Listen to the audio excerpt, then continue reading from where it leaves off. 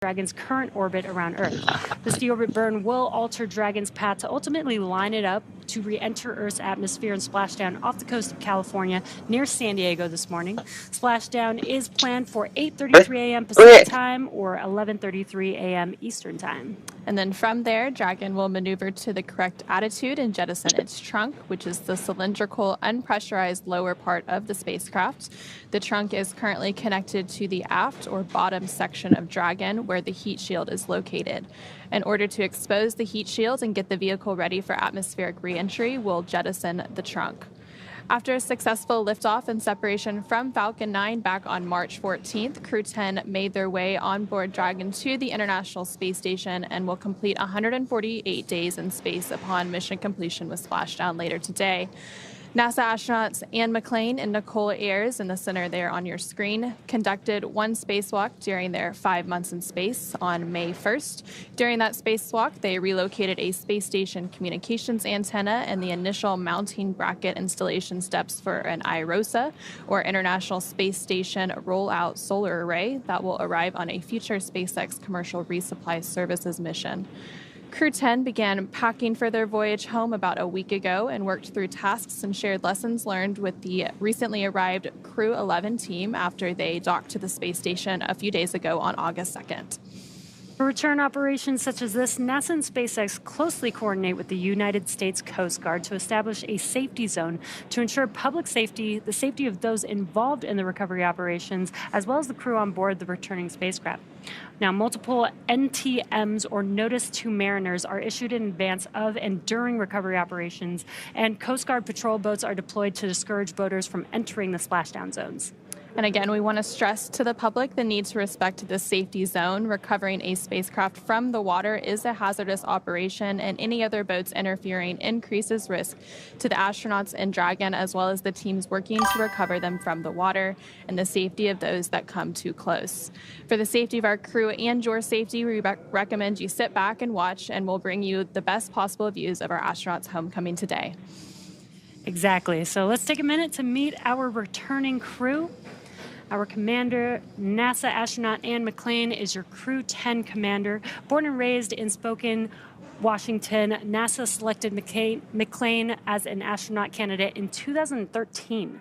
Crew-10 is her second space flight after launching aboard the Soyuz MS-11 in 2018 and serving as flight engineer on the International Space Station for Expeditions 58 and 59. In total, she has now spent 352 days in space and completed 3 spacewalks, totaling 18 hours and 52 minutes. McClain is a West Point graduate and colonel in the U.S. Army, a highly decorated Master Army aviator. McClain has more than 2,000 flight hours in 20 different aircraft. McClain is also an avid rugby player and former member of the USA Rugby Women's National Team. She currently lives in Houston, Texas. And then next up is the pilot for Crew-10, who is NASA astronaut Nicole Ayers. The Crew-10 mission was the first space flight for Ayers, and she completed 148 days in microgravity, and during that time she participated in one spacewalk, totaling 5 hours and 44 minutes outside of the orbiting laboratory. She is a major in the U.S. Air Force and the first member of NASA's 2021 astronaut class named to a crew. A graduate of the U.S. Air Force Academy in Colorado Springs, Colorado, Ayers served as an instructor pilot and mission commander in the T-38 Adair and F-22 Raptor, leading multinational and multi-service missions worldwide. She has more than 1,400 total flight hours, including more than 200 in combat, and Nicole has a twin and was born in San Diego, California, so it'll be a little bit of a homecoming with that splashdown off the coast of San Diego later today. This is the second mission to the space station for JAXA astronaut Takuya Onishi after launching aboard the Soyuz MS-01 mission in 2016 as a flight engineer for Expeditions 48 and 49, and has now spent a total of 263 days in space. Onishi received a Bachelor of Engineering degree in Aeronautical and Space Engineering from the University of Tokyo, and soon embarked on a career in aviation with All Nippon Airways in Tokyo. He was selected as an astronaut candidate by JAXA in 2009, and during his stay on the space station, he became the first Japanese astronaut to capture the Cygnus spacecraft in space. When he's not training, Onishi enjoys flying, playing the saxophone, movies, and hiking. And then last but not least, to round it all out, is mission specialist and Roscosmos cosmonaut Kirill Peskov. This is also his first flight, similar to Air's, and he will have completed 148 days in space after this mission. Before his selection as a cosmonaut in 2018, Peskov was a co-pilot on the Boeing 757 and 767 aircraft for airlines Nordwind and Ikar. Assigned as a test cosmonaut in 2020, he has additional experience in skydiving and zero-gravity training. And up next, Dragon will perform a slew or maneuver to deorbit burn attitude and then deorbit burn, and then perform the deorbit burn itself. This deorbit burn is the last time the forward Dracos will ignite, which are the 4 thrusters located on the top of the spacecraft underneath the nose cone. Now, the deorbit burn will place Dragon on a precise trajectory to return to the splashdown zone off the coast of San Diego, California this morning, and we are expecting that deorbit burn to begin in about 15 minutes or so from now.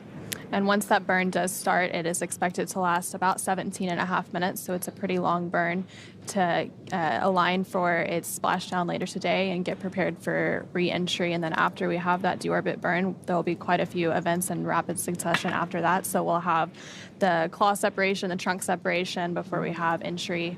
And then after that, we will also, or right before entry, actually, we'll have that loss of signal that's expected for about 7 or so minutes. And then we'll reacquire signal, and that's just due to the plasma buildup as they re-enter Earth's atmosphere to conclude their 5-month mission aboard the International Space Station. So there on your screen, you're seeing a live look inside the SpaceX Mission Control here in Hawthorne, which is actually situated right behind us. So the teams are preparing for the re-entry deorbit operations, and just before we joined you live on today's broadcast, they actually conducted a go, no-go poll for the deorbit burn sequence. And so the teams did poll go to proceed with that deorbit burn. The weather is continuing to look great off of the coast of San Diego, California. Along with the team there in Mission Control, there's teams that are getting ready to actually recover the spacecraft and the crew. So those boats and those teams are already headed out and getting staged at the splashdown location. And once we have splashdown again, that's targeted for 8:33 a.m. Pacific later today, 11:33 a.m. Eastern time. After we have splashdown, there's quite a few events that have to happen to actually get the crew hoisted up onto the recovery boat and then out of the capsule. And that whole process takes about 45 minutes or so before the hatches can be open, and then we can greet the crew back on the boat. So the first steps in that recovery process, we will have 2 fast boats that go out there. They do some initial safety checks and safe the spacecraft. And then after that is done, the recovery boat, it takes about 30 minutes for it to reach the splashdown location. They'll start safing the spacecraft, get it all geared up so that it can then be hoisted onto the recovery ship. And the recovery ship today is the Shannon. So a lot is happening to bring these astronauts home. It's a huge team with a lot of moving parts. Yeah, and if you're following along at the bottom of your screen, you can see the time to splashdown. We're about 1 hour and 7 minutes or so away from the expected splashdown time. And this is actually the first West Coast splashdown for a NASA crew. Yeah. So it's an exciting milestone after all of those operations have been shifted from the East Coast, off the coast of Florida, moving over to California. So now with Crew-10, comprised of Anne McClain, Nicole Ayers, Takuya Onishi, and Kirill Peskov, ready to deorbit and splash down back on planet Earth. Of course, they are heading to one of the 3 targeted sites supported by SpaceX and NASA. All of these sites are located off the coast of California, either Los Angeles Oceanside or San Diego. Of course, today they are targeting the site at San Diego. And spreading the supported sites across multiple locations helps to maximize the return opportunities for this mission and future crews, lowering the chance we'll have to wave off due to bad weather.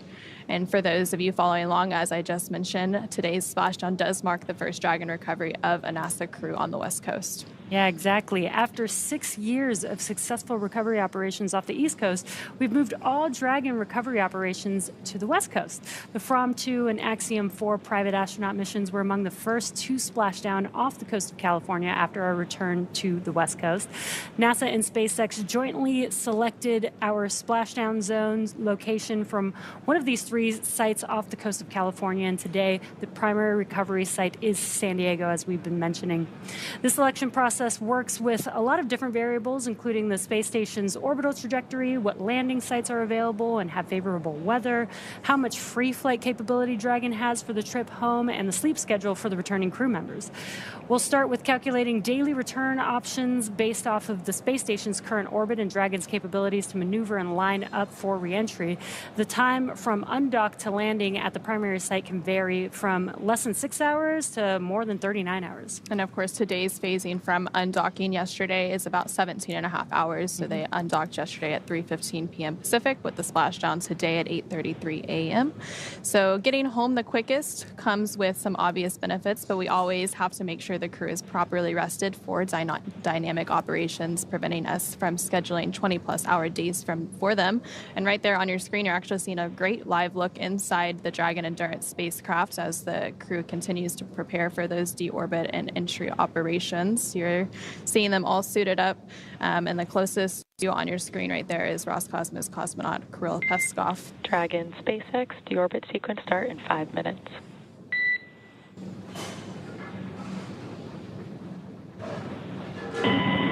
SpaceX, please, 5 minutes. Crew is ready to return to the atmosphere. SpaceX copies. We are excited to welcome you home. And there we just heard some communications between the core or the crew operations resource engineer who is staged here in SpaceX's Mission Control in Hawthorne, between the Crew-10 astronauts currently aboard the Dragon spacecraft, confirming that they are going to begin the deorbit sequence in about 5 minutes from now. So things are really starting to get geared up. And there in that view on your screen, you're seeing an over-the-shoulder look between the pilot and the commander. So again, the pilot is Nicole Ayers and the commander is Anne McClain, both NASA astronauts for today's mission. And back to the phasing that we were talking a little bit about. So trajectory and ballistics experts provide the daily opportunities that would line up Dragon with the landing zones and split them into what we call ascending and descending opportunities. Dragon uses its Draco thrusters after leaving station to execute a series of altitude lowering maneuvers and to line up with the selected primary site. It can also change to different alternate sites while in free flight if sudden weather moves in, and that we'll need to avoid. Yeah, exactly. And weather is something that we're constantly looking at, making the final call to proceed about 2.5 hours before the crew undocks from the space station. So for Crew-10's return, we looked at a number of weather items. Some of the obvious ones are no rain or chance of lightning in the recovery zone, and that's both for the safety of the crew inside of Dragon as well as the recovery teams that are on the water. And we're also looking at things like wind speeds. We need those to be less than 15 feet per second or about 10 miles per hour, and relatively calm seas so we can safely execute those recovery operations, which includes landing a helicopter on the recovery ship to fly the Crew-10 astronauts to California. And once Dragon began flying free yesterday after undocking, there were a number of additional checkpoints to either proceed toward the primary site of San Diego or head to the alternate sites or select a new zone based on real-time weather data. These checks happened all the way up until we were in the final hours before the deorbit burn, which is the last burn in the trip home and commits Dragon to re-entering the Earth's atmosphere. And again, we just had that final go, no-go poll about 20 minutes ago, and that was to commit Dragon to the deorbit burn to set it up for a splashdown off the coast of San Diego, California. Yeah, and we say this all the time, weather is the one thing that we can't control, and with these crew operations, there's a lot of variables that we have from the time that the Dragon spacecraft leaves the space station all the way through re-entering the Earth's atmosphere, the splashdown zone. So there's a lot of things we have to look out for, but the great part is we've got a lot of experience with this now, this being Crew-10's return home. And we've got the new splashdown zones, which is really cool. We have different options that we can look at to make sure that the weather is always good where we're coming back and bringing the crew back home. And those weather briefings for Crew-10's undock and splashdown actually began several days ago, basically a couple of days after Crew-11 launched and docked to the International Space Station, which took place on August 2nd. And we initially waved off of a couple of undock opportunities, and then we finally got good weather, which set us up for the undocking yesterday and splashdown today. So the teams are continuously evaluating weather, and weather is just one of those things you can't really control. So, and right now we are just under 1 hour away from splashdown, so things are starting to ramp up as we continue to bring Crew-10 home. And you were mentioning that it's the 10th operational flight for Dragon to the International Space Station. Another milestone this year for NASA is it'll be at the 25th year of continuous human presence aboard the International Space Station. And in that time, a lot of science and research has been conducted, over 4,000 different research investigations across the life of the International Space Station, and things are continuing to happen during Crew-10's mission. They completed over 200 science investigations, contributing more than 600 hours of crew time to supporting that science and research aboard the International Space Station. And speaking of the history of the space station and the crew doing experiments on the orbiting laboratory, we've also got some flight history for Dragon. Development of Dragon for Crew started with the Dragon cargo spacecraft. Dragon was designed from the beginning for flying humans to space, so even from the start, the first Dragon had a window on it, even though we didn't have people on it. Before we could fly humans, our teams implemented a number of design upgrades to make sure that both Dragon and Falcon 9 were suitable for flying people, and then put both vehicles through thousands of tests to prove their safety. Now, Dragon is capable of carrying up to 7 passengers. We've been flying 4 with every single NASA crew mission. It's also capable of returning significant amount of cargo back down to Earth, which is the first private spacecraft to take humans to the space station.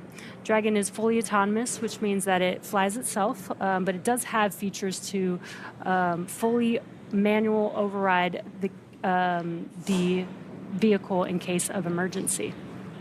Dragon is also almost 27 feet tall from the bottom of the trunk all the way to the top of the nose cone. Dragon is comprised of 2 main elements: the spacecraft, which is designed to hold the crew and pressurized cargo, and then the unpressurized section, which is known as that trunk. And we did just hear confirmation that the deorbit slew maneuver was just completed. And again, that maneuver sets up Dragon in the right trajectory and attitude to complete the deorbit burn. So we'll expect that deorbit burn to then start about 5 minutes from now that it's in the correct configuration. And again, once that deorbit burn does start, it will last about 17.5 minutes. So a relatively long burn for deorbit today. Going back to the Dragon spacecraft and a little bit more, the nose cone at the top of the spacecraft protects the docking system and also the guidance navigation control system. The nose cone opens for docking and remains attached to the Dragon spacecraft, unlike the previous version of Dragon, which helps SpaceX towards their reusability efforts. Opposite the nose cone is the trunk, and it provides attachment points for Falcon 9 and the Dragon spacecraft and cargo. One half of the trunk is covered in solar panels that provide power to Dragon during flight and while on the International Space Station, and the other half contains a radiator that rejects heat from the active thermal control system to space using SpaceX's new Pica tiling technology. And the trunk has aerodynamic fins, which provide stability in the event of an emergency abort. And in the event of an abort, Dragon is outfitted with 8 Super Draco thrusters, which will power the astronauts to safety, which is applicable during the launch phase of a flight. And the Dragon Super Draco launch escape system is a key safety feature of Dragon, giving the crew the ability to quickly separate from Falcon 9 and safely escape the time of launch all the way to orbit, a feature that no other spacecraft in history has possessed. Dragon is also equipped with 16 Draco thrusters used to orient the spacecraft during the mission, including apogee and perigee maneuvers, orbit adjustment, and attitude control. Each Draco thruster is capable of generating 90 pounds of force in the vacuum of space, and we will see those Draco thrusters in action in just a few minutes when it conducts that deorbit burn. And right there on your screen, you're getting a live look inside the Dragon spacecraft. Closest to the camera right there is NASA astronaut and Crew-10 commander Ann McClain, and next to her is NASA astronaut and Crew-10 pilot Nicole Ayers. Yeah, and inside the spacecraft, it's designed to accommodate up to 7 crew members with modular seats that can be removed and replaced by additional cargo. So you could see on your screen the crew members are sitting in the 4 seats, but underneath them is where they can place cargo, which is what they're utilizing the spacecraft for today. But if we needed to, we could place 3 more seats in that cargo area and put 3 more passengers there. The seats are made of carbon fiber and will be customized, or they are customized for any crew member flying on board. So their suits, as well as the seats, are a little customized to each of the crew members flying. Now, the control panel is centered between the pilot and the commander's seats and consists of 3 touchscreen displays, which we were seeing just moments ago. And this allows the crew to operate the vehicle and fly it manually if needed, but mostly they use them for monitoring on the flight uphill to the space station, as well as right now you could see them monitoring on those display screens as they're making their way back down to Earth. And right now we have a little bit over a minute to go until the deorbit burn begins. So we're continuing to stand by for confirmation of that deorbit burn, and we'll provide updates once it is in progress. Following the deorbit burn, again, that is a 17.5-minute burn. There will be a few activities in rapid succession. So we'll have the claw separation, the trunk separation. We'll have a little bit of a loss of signal entry. Then we'll reacquire that signal after about 7 minutes. And then right before splashdown, we'll see those drogue and main parachutes deploy. And then we'll have splashdown off the coast of San Diego, California. Less than 55 minutes until we have that splashdown. So really ramping up here and getting excited for bringing our Crew-10 astronauts home. Yeah, and again, you can follow along with the timeline again on the bottom center of your screen. That's the approximate time to splashdown of the Crew-10 members. And again, as we've been mentioning, they are just monitoring.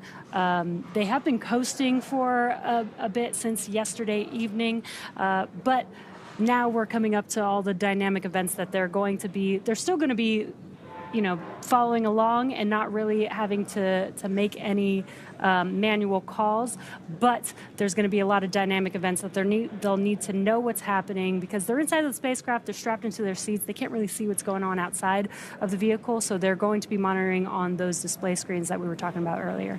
And so we do have confirmation that the deorbit burn has begun. Again, this burn is expected to last about 17.5 minutes.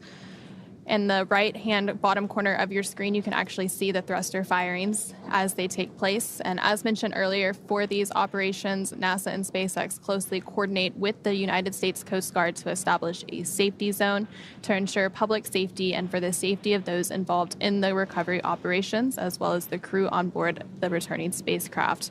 Multiple notes are issued to mariners in advance of and during recovery operations, and the Coast Guard patrol boats are deployed to discourage boaters from entering the splashdown zones. We want to continue to stress to the public the need to respect the safety zone. Recovering a spacecraft from the water is a hazardous operation, and any other boats interfering increases risk to the astronauts in Dragon, the teams working to recover them from the water, and the safety of those that come too close. For the safety of the crew and your safety, we'd recommend you continue to sit back and watch as we bring you live views of the astronauts' homecoming today.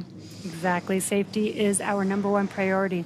And as I mentioned earlier, this deorbit burn is the last time that those 4 bulkhead thrusters on top of Dragon will fire. Dragon Endurance has not yet entered the Earth's atmosphere, but this deorbit burn is what will line the vehicle up and put it on its final trajectory to the landing site off the coast of San Diego, California. Right now, Now, Anne, Nicole, Takuya, and Kirill are using their screens to monitor the burn duration, Draco thruster firings, and trajectory details like entry angle, spacecraft perigee, and how much distance remains until deorbit burn termination. Dragon, again, is flying itself, so all the crew has to do is stay strapped into their seats and keep an eye on how their journey is progressing. And we are now about 2 minutes into that deorbit burn, about 15 and a half minutes to go. Things continuing to go as expected, and we'll continue to provide updates on that burn and duration as it happens.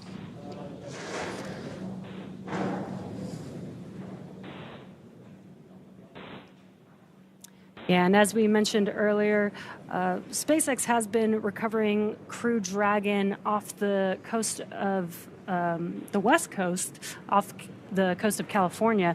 And today is NASA's first crew coming home back to the West Coast. Now, previously, NASA did do recovery operations off the West Coast, but with our NASA crew with SpaceX, we have been recovering the crew off of the East Coast previously until today. Crew-10 will be the first off of California. Yes, it'll be an exciting milestone. And also, if you compare it a little bit to other spacecraft recoveries like Soyuz, which actually lands on land, SpaceX is a little bit unique in that aspect where we recover it in the water. So the recovery operations and things that have to happen are a little bit different. So currently aboard the International Space Station is Expedition 73. So a few days ago, there was actually a change of command ceremony where NASA astronaut Takuya Onishi handed over command to Roscosmos cosmonauts. And after departing the International Space Station yesterday, they went from 11 people on board to 7 people. So during that Crew-11, Crew-10 handover period after Crew-11 arrived on August 2nd, there was a few days of handover to get Crew-11 up to speed on space station operations and everything they needed to know before Crew-10 departed yesterday. Again, that departure taking place at 3:15 p.m. Pacific, 6:15 p.m. Eastern. So now the crew size has gone back down to 7, which is pretty standard now, except for when we have those handover periods. And we're not expecting any new crew arrivals again until the next Soyuz mission, which will be towards the end of the year. And that will also be when Expedition 74 kicks off. And also on board the International Space Station as part of Expedition 73 are NASA astronauts Johnny Kim, along with the newly arrived Zena Cardman and Mike Fink. There's also JAXA, or Japan Aerospace Exploration Agency astronaut Kimiya Yui, who is also part of Crew-11, along with Roscosmos cosmonauts Sergei Ryzhikov, Alexei Zubritsky, and the newly arrived Oleg Platonov, who was also aboard Crew-11 last week. It's quite a few crew members on the space station. I do think that it's pretty cool that we've had presence on the laboratory for the last 25 years, and we're continuing that. Even with just 7 people, there's so much science and research that they can do while they're out in space. And if you think about it, there's been someone orbiting above your head for the last 25 years, which is truly incredible if you think about it. The deorbit burn is, of course, continuing to take place. It's a little over 5 minutes complete, so we have about 12 minutes to go before that deorbit burn is complete. Again, we're expecting it to last a total of 17 and a half minutes. Following deorbit and splashdown, Crew-10 will have spent 148 days in space, orbiting the Earth more than 2,300 times, traveling more than 62.7 million statute miles. The crew saw the arrival of 5 visiting vehicles since their arrival in March when they docked to the space station, and this included the Soyuz MS-27 spacecraft that carried NASA astronaut Johnny Kim to the station, SpaceX's 32nd commercial resupply mission, the 4th private astronaut flight, Axiom Mission 4, the Russian Progress 92 cargo spacecraft, and of course, the most recently, the arrival of the Dragon spacecraft carrying Crew-11. They also saw the departure of 6 visiting vehicles, including Northrop Grumman's 21st cargo resupply Cygnus spacecraft, the Soyuz MS-26 spacecraft that returned NASA astronaut Don Pettit back to Earth, SpaceX's 32nd commercial resupply mission, the 4th private astronaut flight, Axiom Mission 4, and the Russian Progress 90 cargo spacecraft.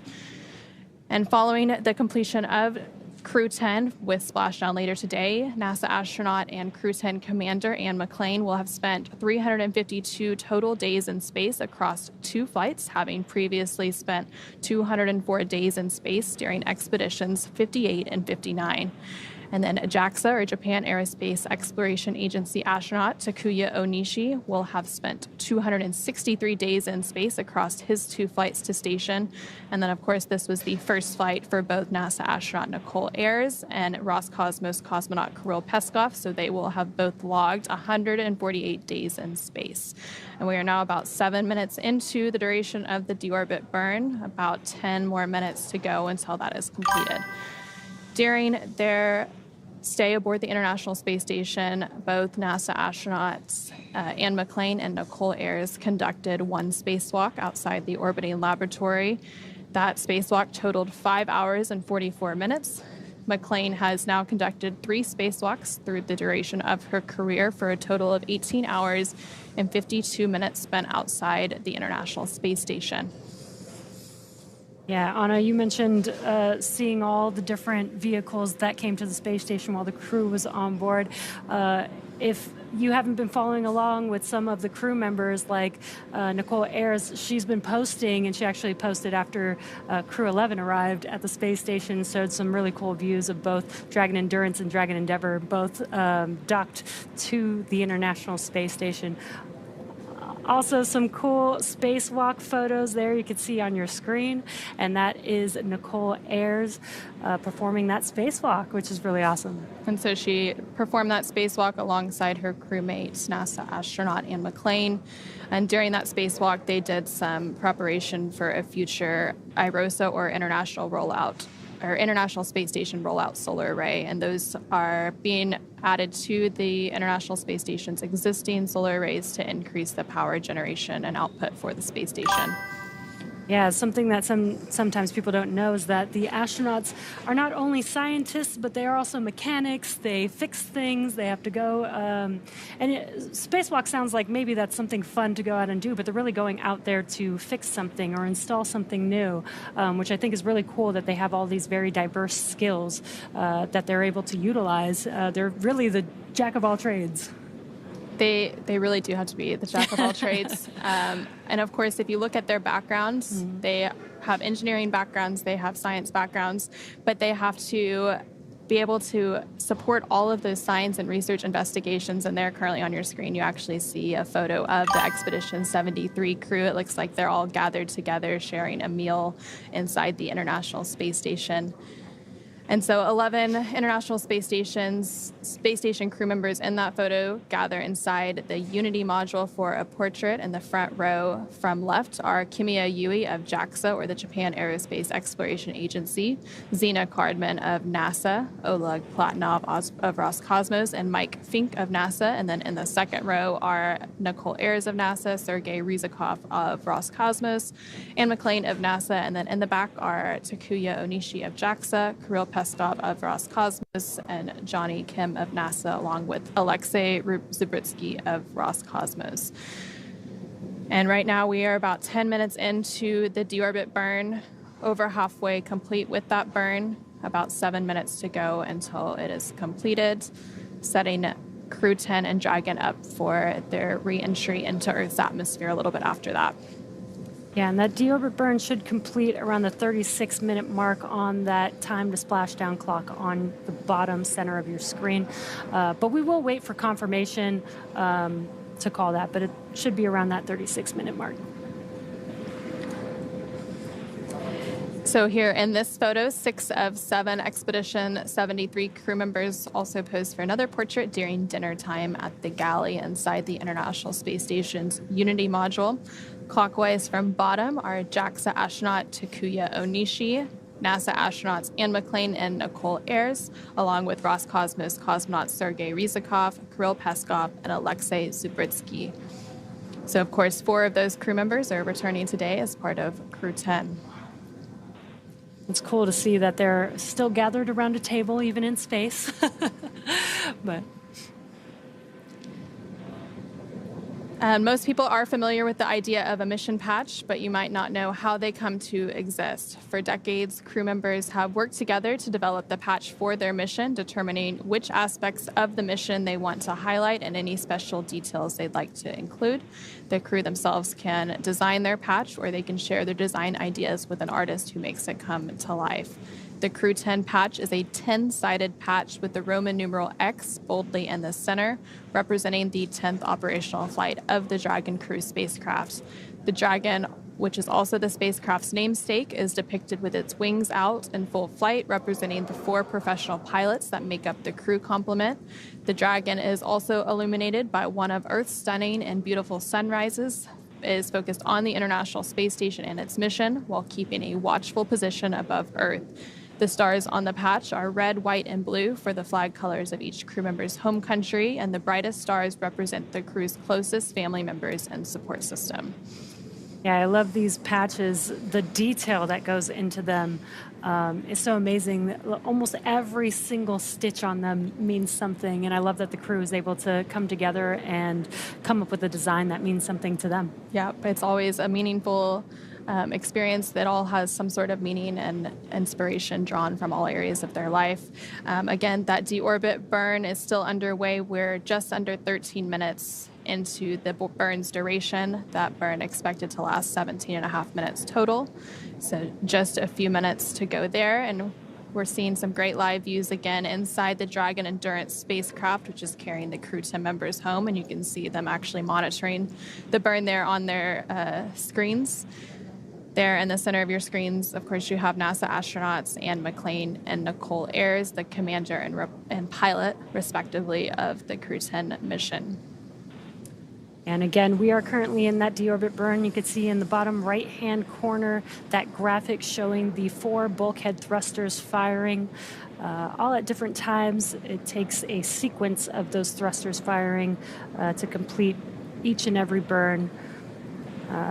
And again, this is the last time that these 4 bulkhead thrusters will be firing. Once this deorbit burn is complete, we'll start preparing the spacecraft for re-entry, and that'll come with closing the nose cone, so those thrusters will no longer be needed for the rest of their journey back home. And you mentioned the nose cone, which will be closed. So the nose cone was initially opened following launch and orbital insertion of Crew-10. So when they first got to orbit, the nose cone was open to expose those guidance and navigation sensors on its way to the International Space Station. So it's been open this whole time as Dragon Endurance has been docked to the International Space Station. So once it closes, it'll be the first time that it's been closed since their launch and orbital insertion back on March 14th earlier this year. Yeah, and in earlier Dragon spacecraft days, we did jettison the nose cone, but with reusability, this is one of the key improvements for reusing these Dragon spacecraft is being able to reuse the nose cone. So now we close the nose cone. It's not really needed during re-entry, but it is needed during ascent, during launch for the spacecraft. So being able to reuse it, close it when it comes back home, and then rinse and repeat. And so we are about 15 minutes into that deorbit burn, less than 3 minutes remaining in that burn duration. You can see at the bottom right corner of your screen those thrusters continuing to fire for this burn to set it up for its entry and splashdown off the coast of San Diego, California, about 38 minutes from now, as you can see that countdown on your screen. A great live view inside of the spacecraft. You could see some of those patches that were on near the seats of the spacecraft, showing the different crews that have flown on Dragon Endurance. And right next to the thrusters on the bottom right hand of your screen, you can also see a map or a globe that shows where Dragon currently is. So right now it's off the coast of Australia as it continues to make its way off the coast of California. And there's less than 2 minutes remaining in the burn. The crew settled in and getting ready for their re-entry. We are coming up on completion of that deorbit burn, expected in less than a minute from now. We will wait for confirmation.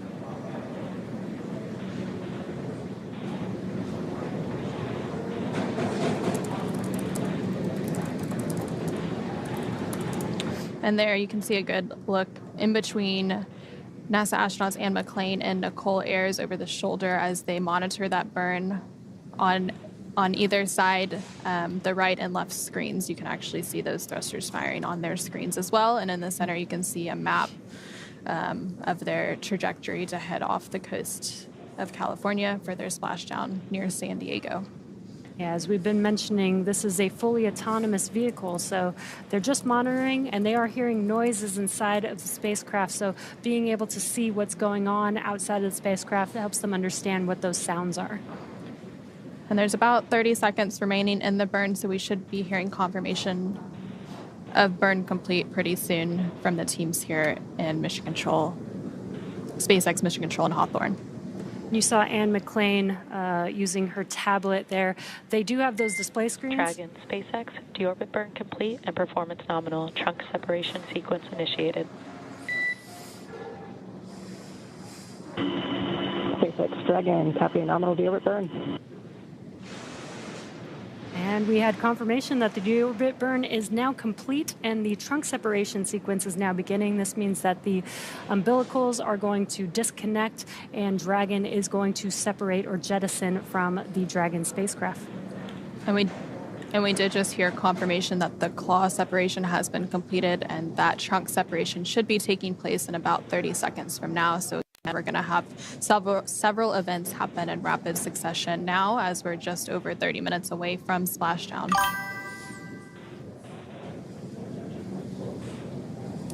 And I was mentioning you were seeing Anne McClain use her tablets. They have the displays inside of Dragon to monitor the vehicle, but they have those tablets to follow along with very specific procedures. Dragon, SpaceX, nominal trunk jettison. SpaceX Dragon, copies nominal trunk jettison. We see entry prep. And great news, we just heard confirmation of trunk separation. So far, telemetry is looking good. The nitrox system is primed for cabin and suit cooling, and the heat shield is now exposed and ready for atmospheric reentry. So the trunk has now served its purpose by gathering energy from the sun through its solar cells and converting that to battery power. And since we have separated the trunk, Dragon can't generate any more new power, but they don't need it since we're coming home and Dragon has stored enough battery power to be able to make its way home. And we are now hearing that the nose cone is starting to close, so that is currently underway. Yeah, exactly. Dragon is now closing that nose cone to protect the forward hatch for re-entry. Now, once it's closed, it will be locked by a set of hooks. And in the background, Dragon is currently inhibiting those forward bulkhead Draco thrusters that we just used to complete that deorbit burn, ensuring it's safe to latch the nose cone shut for re-entry. And here's a great live view of that nose cone coming closed. And the nose cone is over 25% closed so far, so happening pretty quickly. Also, the Dragon spacecraft has initiated the nitrox suit purge. This will help keep the Crew-10 astronauts cool and comfortable during re-entry, which is coming up in about 20 minutes. At this point, the crew are using their screens, as you saw a few minutes ago, to monitor the locking of the nose cone. And that nose cone is now about 50% closed and continuing to close. And of course, then we'll have the hooks to fully close it. Yeah, that nitrox is going to be very important because during re-entry, the outside of the vehicle gets really, really hot, about 3,000 degrees Fahrenheit. So keeping the crew cool throughout that period is going to be very important. We are expecting that nose cone to be completely closed in about 2 minutes from now at 8:02 a.m. Pacific, 11:02 a.m. Eastern. So we're continuing to monitor the progress of that nose cone closure. And again, you're seeing great live view of the nose cone closing. That camera on the nose cone actually showing it in progress.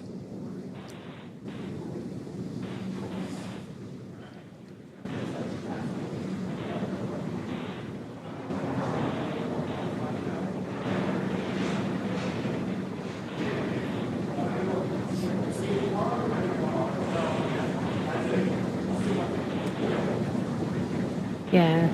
And as Anna mentioned, this is a view looking forward on the spacecraft as that nose cone is coming closed. And we're getting closer and closer as the screen gets a little bit darker there to that nose cone closure. And it's almost fully closed at this point, and then after that happens, it'll just have to be hard mated. They'll reattach those hooks, and it'll be all set up and ready for re-entry now that we've had the trunk jettison and the claw separation and the nose cone almost fully closed. Of course, that deorbit burn also completed about 10 minutes ago as well. And we did just hear confirmation that the nose cone has been fully closed, so that process is now complete. And as we begin the second half of entry, Dragon is now beginning to inject cooled nitrox into the air, being delivered to the suits worn by Anne, Nicole, Takuya, and Kirill. Again, this is what will allow the crew to remain comfortable while external temperatures reach that 3,500 degrees Fahrenheit. And the heat shield is pointing forward, leading Dragon to the landing site. Again, that splashdown site targeted off the coast of San Diego, California. And speaking of that heat shield, Dragon's primary heat shield is comprised of Pika 3.0, which stands for Phenolic Impregnated Carbon Ablator. First generation Pika was initially developed by NASA for studying and sampling comets within our solar system. And SpaceX actually partnered with NASA to develop Pika X, which was the second generation product used on all Dragon 1 commercial resupply services missions, or CRS, that resupplied the space station on 20 missions. Pika 3.0 was developed specifically for use on Dragon 2 crew and cargo, with enhanced structural and thermal properties that optimized the heat shield and drove down cost and mass. The remainder of Dragon is composed primarily of a SpaceX proprietary ablative material. It's another class of thermal protection, which is lighter weight versus Pika and protects the underlying composite structure during reentry to ensure the structural capabilities are maintained. And while Dragon will experience temperatures well over 3,500 degrees Fahrenheit during peak reentry conditions, the characteristics of the TPS, or the thermal protection systems, coupled with the ECLIS, or environmental control and life support system, in the pressurized interior of Dragon, will ensure that Crew-10 stay cool and comfortable during all phases of reentry through splashdown.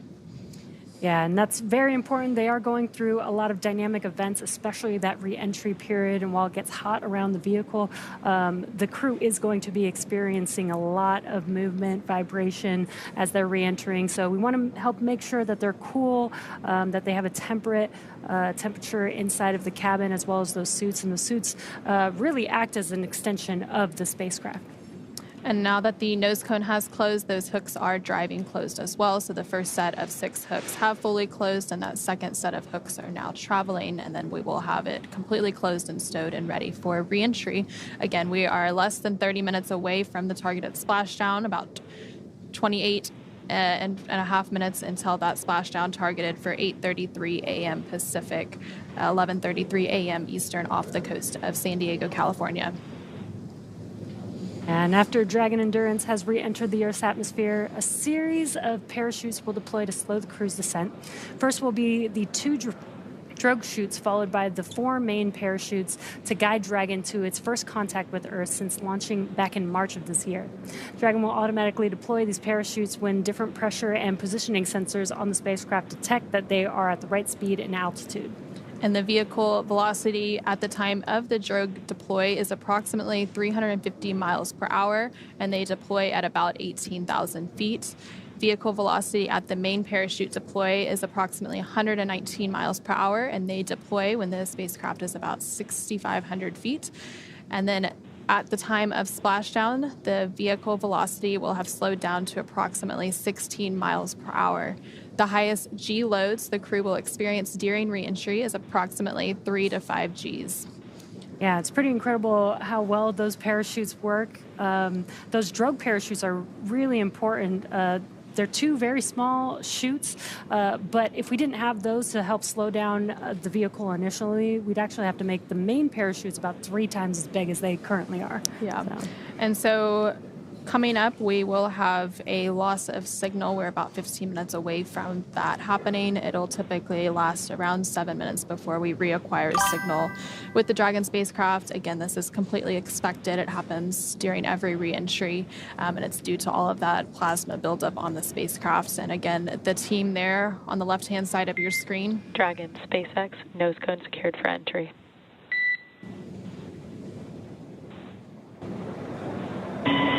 SpaceX Dragon copies.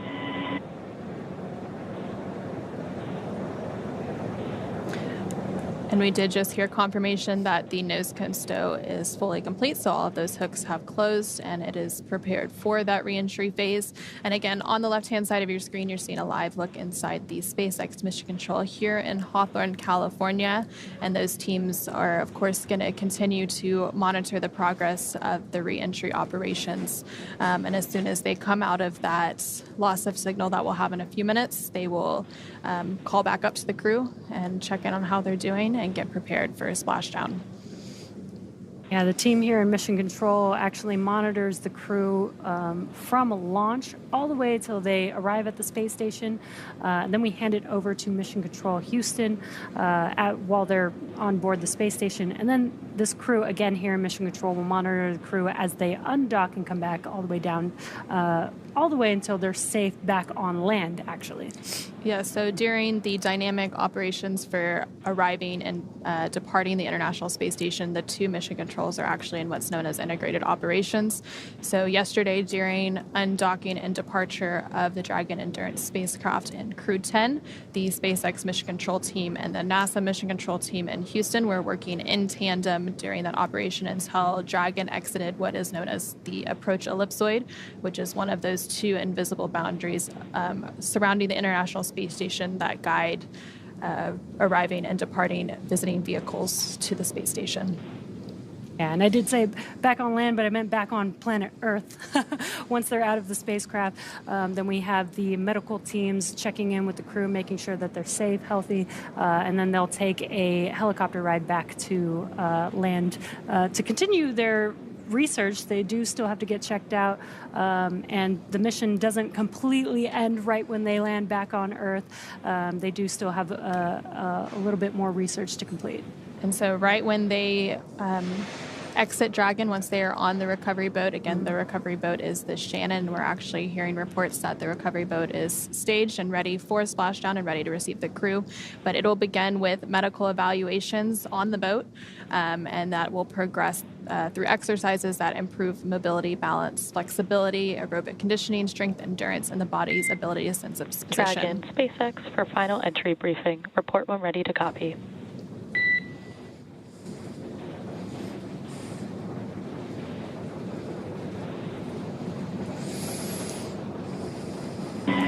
SpaceX Dragon, we're ready to copy. Dragon, I have no deltas to the previously briefed times. Predicted comm blackout starting at 1520 Zulu and ending at 1527 Zulu. How copy?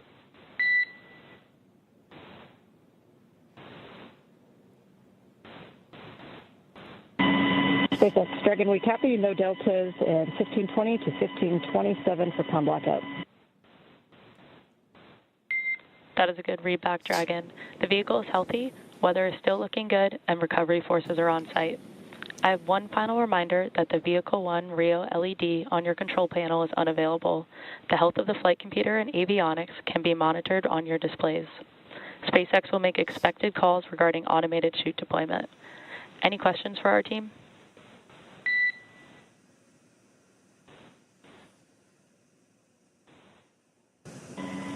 SpaceX Dragon, Crew-10 has no questions. And we'll see y'all shortly. Copy on the no questions. And with that, can you please verify that visors are down, tablets are secured, and restraints are tightened no later than 150 kilometers?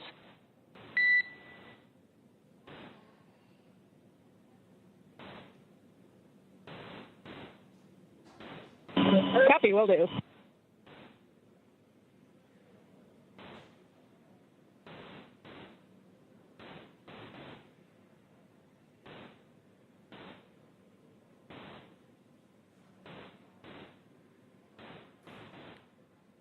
And we did just hear that briefing between the core, the crew operations resource engineer, and the Crew-10 astronauts aboard Dragon to confirm their readiness for re-entry. We are expecting that communications blackout to take place about 9 minutes from now. Again, it'll last about 7 minutes during that re-entry phase as they start to return to Earth's atmosphere and the gravity associated with it. Again, while they were aboard the International Space Station, of course, they were in the microgravity conditions, so it does have some impacts on the human body. So the returning astronauts will undergo the same pre-flight tests to assess their health status, and these results inform a personalized reconditioning program to restore their physical performance safely and progressively to their pre-flight baseline. Post-flight reconditioning is unique for each astronaut and varies by individual. While most crew members reach their pre-flight fitness baseline within the first 45 days of returning to Earth, it is not uncommon for NASA to extend reconditioning programs to meet an astronaut's specific needs and pace of recovery. So, of course, we have a whole team that will be supporting the astronauts in their recovery. We have folks supporting them as part of NASA's Human Health and Performance Directorate, and there's a whole team specifically focused on strength conditioning and recovery as well. And so during their mission, Crew-10 contributed to more than 200 unique scientific experiments across about 600 hours of science and research and technology demonstrations during their stay aboard the orbiting laboratory. One of those experiments was the rhodium plant life experiment, and this investigation studies how radiation and gravity environments at different orbital altitudes affect plant growth by comparing Crew-10 data with plants flown aboard the Polaris Dawn mission, which flew deeper into space. Studies have shown microgravity affects growth rates, and a better understanding of the mechanisms behind this could improve plant growth techniques in space and on Earth. As mentioned earlier, NASA astronauts Anne McClain and Nicole Ayers also conducted a spacewalk to upgrade the International Space Station's power generation systems. The duo installed hardware to support an IROSA, or International Space Station Rollout Solar Array, which are more compact and produce more power than the station's original arrays. The IROSAs were first demonstrated aboard the orbiting laboratory in June 2017, and 8 have been installed to augment the power available for scientific research and other activities. During their mission, Crew-10 also used the International Space Station's Space Automated Bioproduct Laboratory to process samples for a study of microgravity's effects on the protein yield of microalgae. These organisms are highly nutritious, producing amino acids, fatty acids, B vitamins, iron, and fiber. The microalgae could provide sustainable meat and dairy alternatives during long-duration space missions. It also could be used to make biofuels and bioactive compounds and medicines in space and on Earth. And the International Space Station, of course, orbits more than 250 miles above Earth, giving astronauts a unique view. SpaceX Dragon. Tablets are secured, restraints are tightened, visors are down, crew is ready for entry. SpaceX copies. Crew are configured for entry. We are 5 minutes until predicted comm blackout. See you on the other side at 1527 Zulu.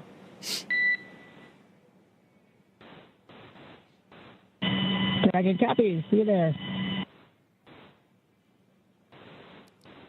And there we did just hear some additional communications between the core here and SpaceX Mission Control in Hawthorne and the Crew-10 astronauts aboard the Dragon Endurance spacecraft, confirming that their visors are down on their re-entry suits and they're preparing for the re-entry and splashdown activities to come. We are expecting that communications blackout in less than 5 minutes from now, as we target that splashdown in just about 18 minutes from now at 8:33 a.m. Pacific, 11:33 a.m. Eastern off the coast of San Diego, California. So again, a little bit about the science that the crew had been conducting during their 5 months aboard the orbiting laboratory. As the International Space Station orbits more than 250 miles above Earth, it gives astronauts a unique view of their home planet where they can photograph familiar places and interesting phenomena. While passing over a stormy night, NASA astronaut Nicole Ayers captured images of simultaneous lightning bursts at the top of 2 thunderstorms. Scientists used instruments installed on the space station to study lightning and other weather conditions in Earth's upper atmosphere. This research helps protect communication systems and aircraft while improving atmospheric models and weather predictions. And you can see a view of that photo there just on your screen. It's quite beautiful. And we're about 4 minutes away from that communications blackout. Another one of the experiments that the crew contributed to was the Apex 12 investigation, which examines how space radiation affects telomere activity in Thale crest plants. Telomeres, which are repetitive DNA sequences that protect the ends of chromosomes, become shorter each time a cell divides and indicate cell aging. The Apex 12 investigation could clarify the role of telomeres in aging and diseases and help scientists equip plants and other organisms for the stress of long-duration spaceflight. And to round it all out, one of the other experiments they conducted was using a fluorescent microscope known as ELVIS, which captures the motion of microscopic algae and bacteria in 3D, a new capability aboard the International Space Station. The technology could be helpful in various applications in space and on Earth, such as monitoring water quality and detecting potentially infectious organisms. And so we are now about 3 minutes away from that communications blackout, and during that we'll also have confirmation that entry begins. It typically happens about 2 minutes after the initial loss of signal with the spacecraft. They'll begin that entry process. Yeah, the communications blackout is expected at 8:20 and through 8:27. So some other cool photography while on station. Dragon docked to the International Space Station, soars 259 miles above Cambodia in this long-duration photograph revealing star trails, lightning storms, and the city lights of Southeast Asia streaking below. And I love these incredible views that they get, and they get to take these photos that we get to see, even though we don't get to be up there in space with them. Just an incredible view. And we are now about 2 minutes away from that communications blackout, a little less than 2 minutes. And then after that, the entry will begin. We did hear that the nitrox and suit purge is underway, and they are beginning all of those entry preps. So again, we will stand by as we continue to hear from the team and as we enter this communications blackout in just a few moments. Yeah, and the suits are there. They're an extension of the spacecraft. They help keep the crew cool, but they also have features just in case there's a depressurization inside of the cabin to help keep the crew safe and healthy during re-entry.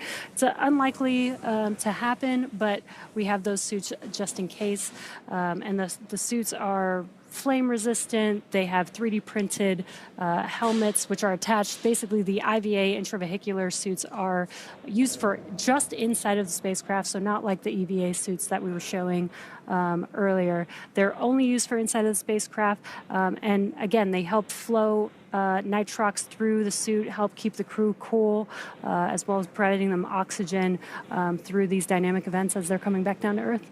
And during Crew-11's launch, we actually noticed Mike Fink has a new IVA suit, so he's debuting a new one. You can't really see too much of the details unless you look real close, but it'll be rolling out real soon. Yeah, there was a lot of lessons learned from the Polaris Dawn mission with the SpaceX EVA suits that we've translated to the IVA suits. So Mike Fink is the first one to wear the upgraded one, but then Crew-12 is actually expected to wear all of the new designed suits. So that's pretty exciting. It will be exciting, and we are just moments away from that communications blackout, about 10 seconds until that is underway. And so again, we are expecting that communications blackout to begin here, and it'll last approximately 7 minutes due to plasma formation around the spacecraft. And during this blackout, no vehicle telemetry is received by Mission Control, which you're seeing a live view of Mission Control on your screen, or by the recovery team, which is staged out off the coast of San Diego, California. And no external commanding of the vehicle or voice communication is possible. And as a reminder, Dragon is designed to fly itself, so during reentry, the vehicle will be slowing down from orbital velocity, which is approximately 17,500 miles per hour. The top temperature Dragon will experience upon reentry is 3,500 degrees Fahrenheit, which is really hot. The blackout period is expected to last about 7 minutes. Again, it has begun at 8:20 a.m. this morning. Again, expected to be complete at 8:27 a.m. And we're not going to hear any comms right now because we know that we have a loss of signal at this moment, but at the expected 8:27 a.m. time frame, we'll start to hear some comms from the core to the crew, checking in to see if they have acquired the acquisition of signal again. And during that 7-minute comms blackout is also when the entry phase begins. So that is expected to begin about a minute from now at 8:22 a.m. Pacific, 11:22 a.m. Eastern time. And so things will be really ramping up. Again, during re-entry, the vehicle will be slowing down from its orbital velocity, which is approximately 17,500 miles per hour. And the top temperature that Dragon will experience during that re-entry is about 3,500 degrees Fahrenheit. Yeah, and we do have windows on Dragon, so the crew, at least the two passengers next to the windows, are going to get to see that plasma buildup, which we've heard is a great view of all the different colors that the plasma creates as it's coming back through the Earth's atmosphere. And so on the bottom left-hand side of your screen, you can actually see some of the vehicle data. So then once we have the signal reacquired, that will update a little bit. But before that reentry, they were at an altitude of about 82.5 kilometers. So continuing to come back down again as the International Space Station itself. So when it was docked, it was at about 260 statute miles above Earth's atmosphere. And less than 11 minutes until splashdown of the Crew-10 crew. And again, they're currently in a blackout period, so we're not going to have any visuals. We're not going to have any comms for a few more minutes. We're about 2 minutes into the blackout period, about 5 minutes left. And during or right after that splashdown, a lot of things will happen in rapid succession. So it takes about 45 minutes from splashdown until the boat is fully onto the recovery boat, the Shannon, which is staged out in San Diego, California. And then after it is hoisted up onto the boat, the hatch will be opened and we will welcome Crew-10 back aboard the boat, and they will begin those medical checkouts and evaluations before they are flown back to shore off the coast of California, and then from there they will be prepared to fly back to Houston and begin their full recovery and be greeted by friends and family. And so we're now a little over 3 minutes into the communications blackout, about 4 minutes to go. The vehicle should be experiencing that entry phase right about now. Once we have that communications back, we'll have those initial comm checks. And about 2 minutes after we reacquire that signal, we do expect the drogue parachutes to deploy, followed in rapid succession by the main parachutes deploying. Again, that will slow the vehicle down even further to about 16 miles per hour at the time of splashdown. Again, we are less than 10 minutes away from that targeted splashdown, expecting it around 8:33 a.m. Pacific, 11:33 a.m. Eastern. And the really cool part about the Dragon spacecraft is we're actually utilizing the Earth's atmosphere, that re-entry, to help slow the velocity of the vehicle significantly from 17,500 miles per hour down to about 350 miles per hour is when the drogue parachutes will deploy. And then after the main chutes are deployed, by the time that the vehicle splashes down onto the water, it's about 16 miles per hour. So really, really slow compared to how fast they've been moving for the last 5 months. And then once they splash down, it's pretty quick. Those initial two fast boats will get out there within moments, a minute or two after splashdown, and they will conduct those initial safety checks. So they will screen for hypergol and make sure everything is okay for the recovery teams to approach. Some of the teams will also then get onto the spacecraft and begin safing it and prepare it to lift up onto the boat. And other teams will be working on the parachutes and gathering those up. Again, we are about 2 minutes away from the expected acquisition of signal That initial loss of signal took place about 5 minutes ago during that reentry phase as a result of all the plasma buildup. Again, it's completely expected, and it happens during every reentry of a spacecraft from its journey in space. Again, Crew-10 is returning after an about 5-month science and research mission aboard the International Space Station. They initially launched aboard a Falcon 9 rocket off the out at Kennedy Space Center in Florida on March 14th, and then docked shortly after that to the International Space Station. They spent 5 months doing all of that science and research, and then they undocked yesterday at 3:15 p.m. Pacific, 6:15 p.m. Eastern Time to set them up for today's re-entry and splashdown. And we are expecting that acquisition of signal to take place about 90 seconds from now. So a little bit more than a minute to go until we hear those call-ups from the core to the crew to check back in with them, and less than 7 minutes to go until we have splashdown. Yeah, it's getting very exciting here. I'm sure the crew is very excited to make it back home to planet Earth. And there on your screen on the bottom left, you can actually see the telemetry catching back up. You see them getting very close to the coast of California. Dragon, SpaceX, comm check. SpaceX Dragon, we have you loud and clear. I have you the same, Dragon. Expect automated chute deployment. Dragon copies. And so we did just hear that call up from the core, the crew operations resource engineer here in SpaceX Mission Control, to the Crew-10 astronauts currently aboard Dragon. Confirmation that we have reacquired signal with the Dragon spacecraft, and you can see that the speed is rapidly slowing down as it begins its final phase, and we will have confirmation of those parachutes deploy in just a few moments. Yeah, you can also see the altitude in the bottom left-hand corner. You can see it getting closer and closer back down to Earth. GPS converge. Expect nominal altitude for drogue chute deployment.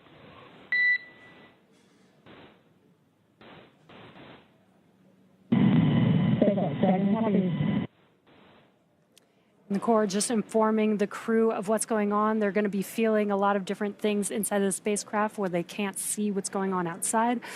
So they will expect the drogue parachutes to deploy, so they'll know what that feeling is inside of the spacecraft. And again, you can follow along the altitude in the bottom left-hand corner as the crew is getting closer and closer to planet Earth. And we are expecting those drogue parachutes to deploy a little bit after 8:29 a.m. Pacific, 11:29 a.m. Eastern.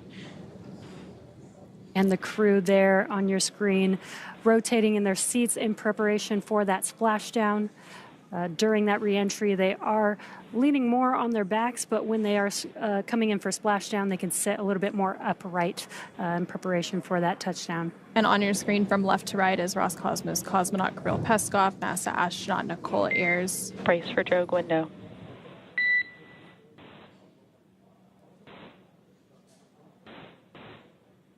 NASA astronaut Anne McClain and JAXA astronaut Takuya Onishi. Again, they are getting prepared for that drogue deploy, which should be happening in just a few moments from now. Again, we expect that a little bit after 8:29 a.m. Pacific, 11:29 a.m. Eastern, and it will be followed shortly thereafter by the main parachutes deploying. And there you're seeing a live look as from the recovery team, a helicopter that has a camera tracking the spacecraft during its reentry.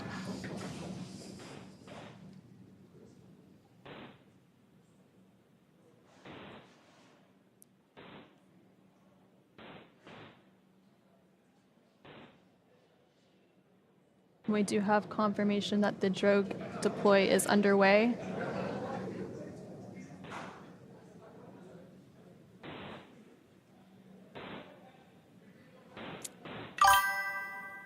There are those two drogue Visual and chutes. 2 healthy drogues. Copy healthy drogues.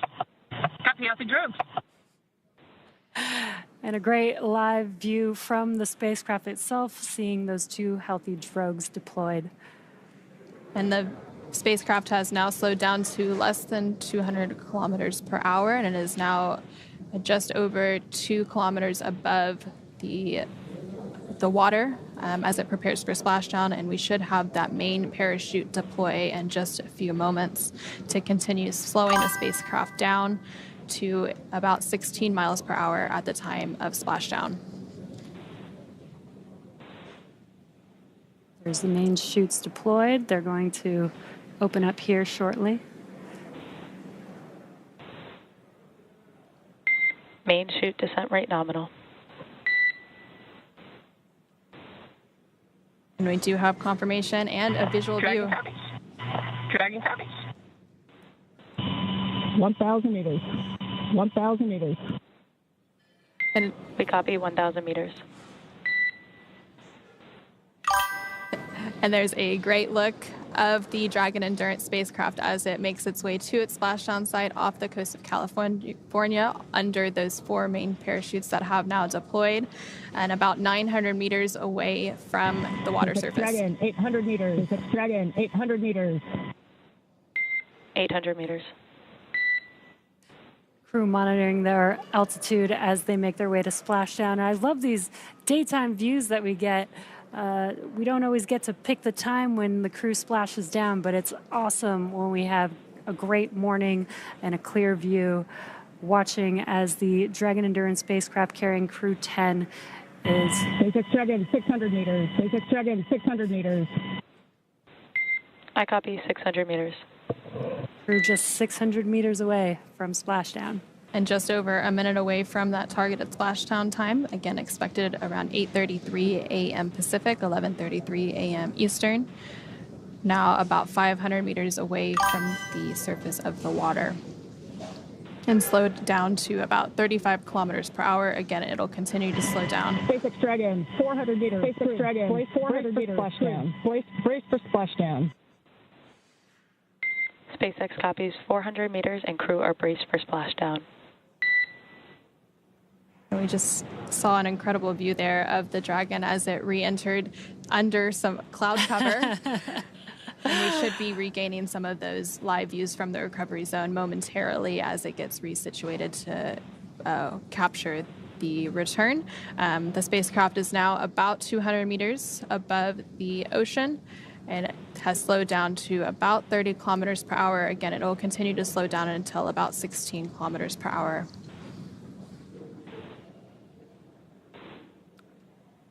And there we can see another live look of the Dragon Endurance spacecraft carrying Crew-10 back home to Earth following their 5-month mission, moments away from splashdown.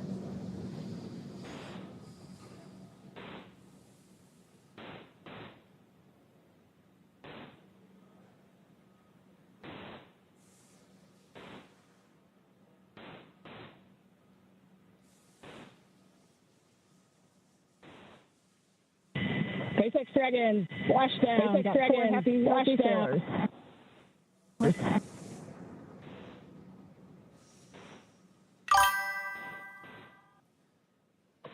SpaceX copies splashdown.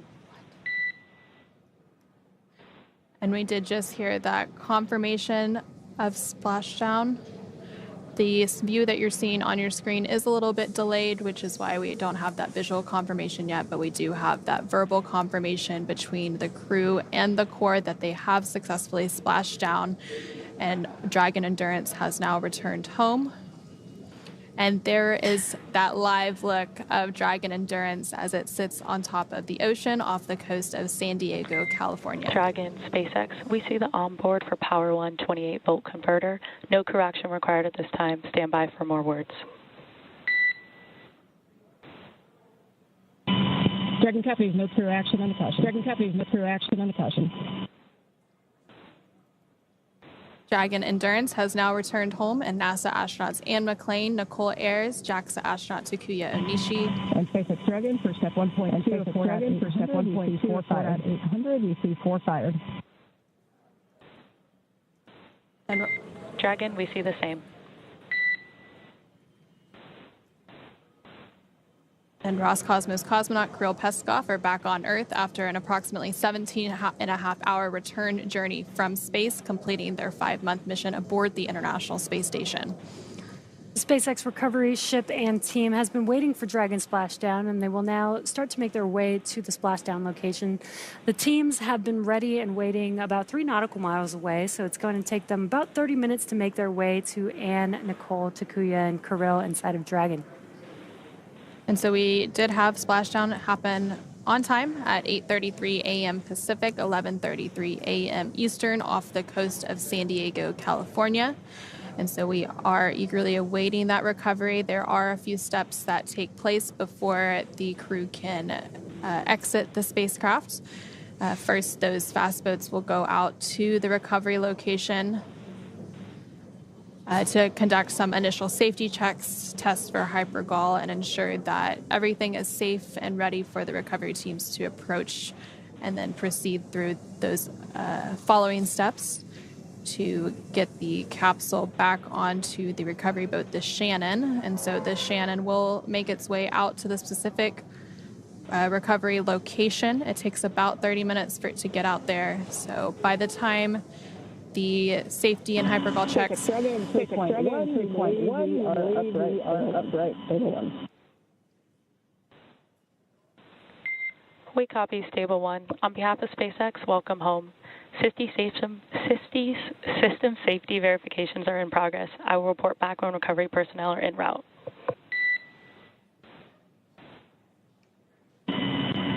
SpaceX, Dragon, entire Crew-10. Thank you for that flight. Truly an honor of a lifetime. That last 20 minutes, I think it was a carnival ride. We get in the back of the line and we go again. Thanks for the safe landing.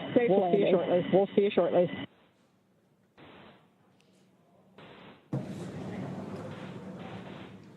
And so you did just hear some congratulatory words between the SpaceX teams here in Mission Control and Hawthorne, as well as NASA astronaut Anne McClain, who's the commander of Crew-10, so exchanging those celebratory words as they are now successfully and safely back on planet Earth following their mission aboard the International Space Station. And for those of you who are just joining us, this mission has gone smoothly so far, and Dragon successfully splashed down off the coast of San Diego, California at 8:33 a.m. Pacific, 11:33 a.m. Eastern, just about 5 minutes ago. Approximately 17.5 hours prior to splashdown, Dragon autonomously undocked from the International Space Station, completed a series of departure burns, jettisoned its trunk section, and performed its final burn, the deorbit burn, to place itself on a trajectory towards San Diego, California. Dragon successfully re-entered the Earth atmosphere, followed by deployment of its parachutes to slow the spacecraft down to a gentle splashdown. And we'll now follow the final part of Anne, Nicole, Takuya, and Kirill's journey as Dragon is lifted out of the water and placed onto the recovery boat.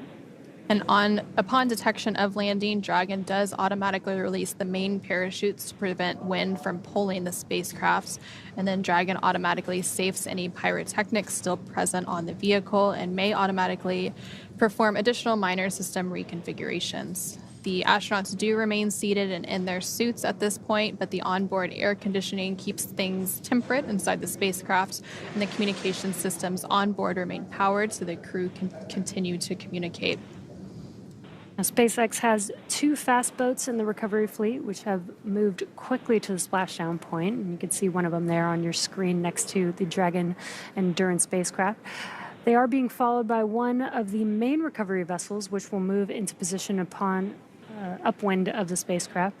The 2 fast boats have very specific roles. The first approach is focused on immediate safety inspection of the spacecraft integrity and checking for any presence of hypergolic propellant vapors, ensuring that it's safe for the recovery vessel to approach Dragon. Now, once Dragon is cleared for full approach, the team begins rigging the spacecraft for water recovery by the recovery ship. The second fast boat is responsible for parachute recovery and also serves as a redundant boat to the first. And we'll see a team member on a jet ski soon helping to gather up the detached parachutes. And it does take about 10 minutes for the recovery crew to complete their safety checks. And then once complete, the team will begin preparing Dragon to be lifted onto the recovery vessel, the Shannon, today. As part of the preparation for this lift, one member of the recovery team will climb on top of the spacecraft so they can attach Dragon's hoist rings and connect the lifting lines. It will take less than an hour to raise Dragon to the recovery boat and remove the crew from the spacecraft. After those initial medical checkouts, the crew will return to land within 4 hours by helicopter, and if no additional medical assistance is needed, the crew will then board a waiting NASA plane and depart for Houston and make their way home.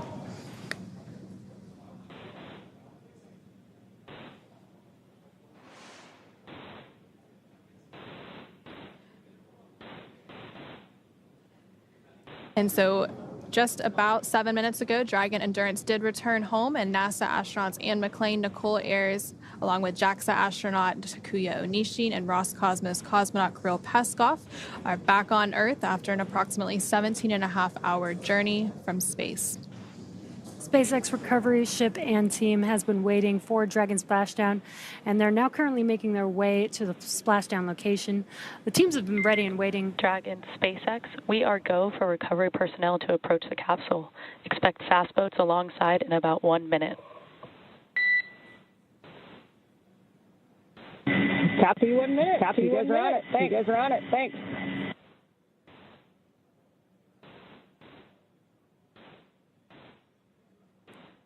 And so we did just hear confirmation that the recovery boats or the fast boats have been given the confirmation to proceed. So those recovery steps will soon commence. Again, it takes about 10 minutes for all those safety checks to be completed. And we actually have a team member out on the recovery boat who we will be hearing from momentarily to get her perspective. And so joining us from the recovery vessel is NASA Public Affairs Officer Reagan Scharfetter, who had a first-hand view of the crew returning and splashing down. Reagan, can you hear us? And how was the view from the recovery vessel? Hey there, Anna and Jesse. How do you hear me? We hear you loud and clear. Awesome. Well, seeing Splashdown firsthand was a moment I assume others on board will play back for the rest of time. We were stationed within 1.5 nautical miles from the splashdown zone off the coast of San Diego and had fairly decent visuals from the Shannon recovery vessel. The cloud ceiling is actually higher than originally forecasted at around 1,100 feet, which gave us a little more room to see the Dragon spacecraft coming in on this misty morning. Even with these cloudy skies, though, we were able to witness the 4 white and orange main parachutes before Endurance descended down into the Pacific Ocean. And now we're just eagerly awaiting our Crew-10 members to join us on the ship very soon. That's very exciting, Reagan. I'm so happy that you have that firsthand perspective. You mentioned the cloud cover a little bit, but overall, how have the landing conditions been from your perspective? The landing conditions were nominal this morning and within limits in regard to sea state, winds, and cloud ceiling. There was also some excitement earlier on board when we spotted not only whales, but also a lot of dolphins and a shark out on our starboard side. Currently, it's about 66 degrees out with 5-mile-per-hour winds and what has been described as a pretty mild sea for the ship, but what could be more of a rougher ride for the capsule itself. And irregardless, after spending 146 days aboard the International Space Station, I think this crew is going to be more than thrilled with this fun reintroduction to the planet. We're going to have to keep our eyes peeled for some whales over here, I guess. But can you tell us a little bit about the recovery journey to get to this point? Yeah, absolutely. One standout part of this recovery is that Crew-10 actually marks the first crewed Dragon, NASA mission. SpaceX, hypergol sweeps and unfired ordnance checks are nominal. Rigging is in progress. Approximately 5 minutes until capsule lift. We have flight surgeons standing by. Please confirm crew are ready for PMC. Copy 5 minutes. Copy 5 minutes. Alert, cruise.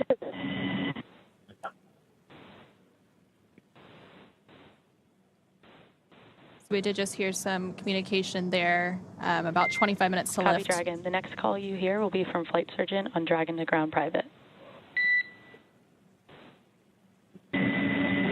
Dragon, copy.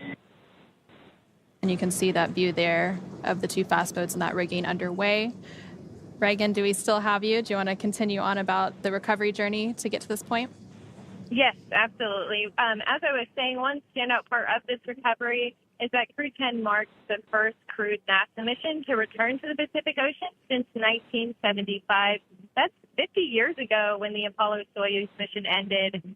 The landing zone shift from the Gulf and Atlantic sites shows the commercial crew program's continued flexibility and adaptations to mission needs. But this doesn't go without paying attention to new perspective challenges like marine layer and visibility issues, as well as some rubber sea states, which we are getting a slight taste of today.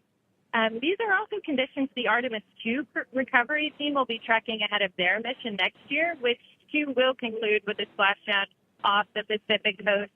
For today's operations, though, we started the morning by flying a series of helicopters out to the vessel. The recovery director and crew support teams were on the first flight out to help get the ship ready. And about 2 hours before splashdown, 2 fast boats and a jet ski were then placed into the water. I was on the second helicopter out here and landed on the ship Dragon, about 90. SpaceX, comm check. SpaceX Dragon, we have you loud. Dragon, we have you loud and clear. Copy, Dragon. I have you loud and clear with a slight echo. For your awareness, we're going to step into transitioning the forward link now. Comm will be unavailable for approximately 5 minutes. Dragon copies. Dragon copies. And we did just hear those comm checks, and we have heard that the crew has reported that they're feeling well following their splashdown. Reagan, go ahead and tell us about your helicopter ride out to the recovery zone. Yes, as I was saying, I was on the second helicopter out here and landed on the ship about 90 minutes before splash. And I just have to say, I have never seen an execution quite like this before. Teams have been working nonstop across various disciplines all week in lockstep with each other, just making sure that every detail was in place for Crew-10's successful return. That's incredible, Reagan. So what's next for retrieving the crew? Up next, Endurance will be hoisted onto the vessel and pulled toward the egress platform on Dragon Nest at the aft end of the ship. Safety checks will then be performed before opening the side hatch to ensure there are no hyperbolic vapors present. And once confirmed, NASA and SpaceX medical personnel will assist the crew out of the capsule one by one. Once the crew exits the capsule, they'll undergo medical evaluations in the med bay, and soon after that, they'll board the first helicopter out, head to the airport, and then take a NASA plane back to Houston to begin their post-flight activities. I will say, as a first-timer out here, it's important to mention that seeing a spacecraft-shaped comet shoot down from the sky has just been an incredible joy to experience. And I know I can speak for the rest of the ship when I say that it's even more exciting to be able to welcome home Anne, Nicole, Jakuya, and Kirill. In the meantime, though, we'll keep you updated every step of the way out here. And with that, I will send it back to you guys out in Hawthorne. Thank you so much, Reagan. It's incredible to hear your point of view and your perspective from the recovery ship, the Shannon, an invaluable point of view to have for today's broadcast. Towards the end of Reagan's comments, she did actually mention the Dragon Nest, where Dragon will be hoisted up onto, and you can see a little bit of a live view there on the edge of your screen. So that is where Dragon will lift up onto once it's ready. And then once it's safely there, we'll actually move inward a little bit. And then from there, the hatches will be opened and the crew will be extracted out. During the extraction of the crew, they are typically assisted, and that's completely normal. And that's completely normal during these operations. Again, they have been in the microgravity environment for about 5 months. And so some reconditioning needs to take place to reacclimate themselves to Earth's gravity.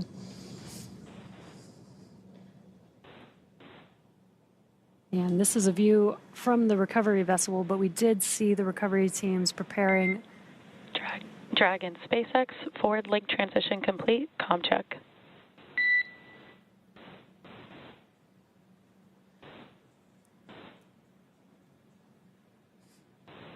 SpaceX Dragon, we have you clear with a slight echo.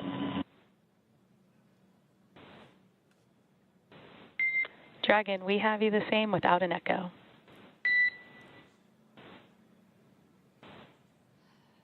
Sounds like they are trying to... Copy. Echo but readable.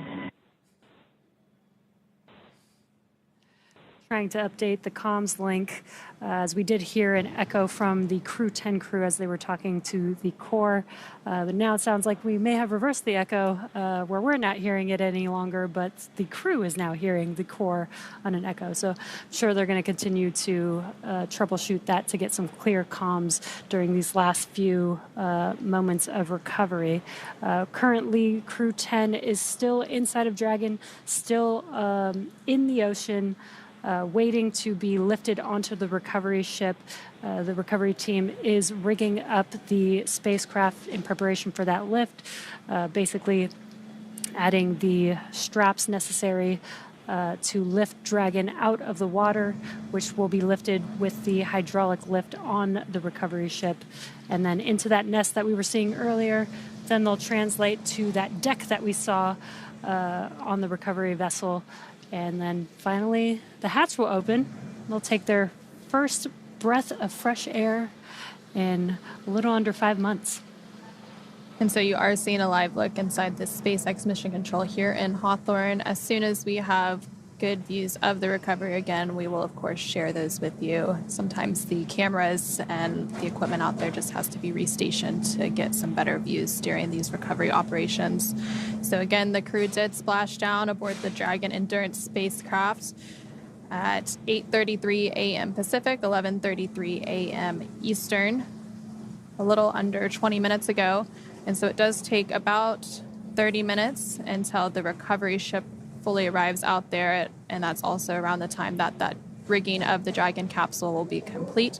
So a little bit after 9 a.m., we should see that rigging fully completed, the recovery vessel right up next to Dragon and being prepared for that hoist. And you can see that live look there of the recovery ship, the Shannon, which has made its way out to the splashdown zone. And you can see Dragon Endurance spacecraft, which currently has the Crew-10 astronauts seated inside, as they get closer and closer to each other to prepare for that lift onto the recovery ship.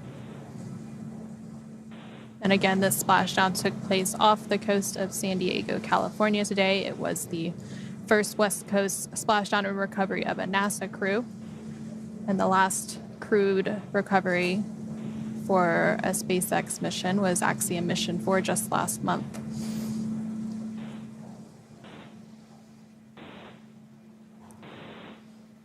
And again, we are in the Pacific Ocean at this moment. But the last NASA crew, Crew-9, splashed down off the coast of Florida. They had some dolphins to greet them. It sounds like from Reagan's point of view, they saw some whales, some dolphins, even a shark out there. So we got a lot of sea members waiting for this crew to come back home. Giving them a warm greeting back to Earth with the animals that are only here. Dragon, SpaceX, rigging complete, approximately 5 minutes until capsule lift.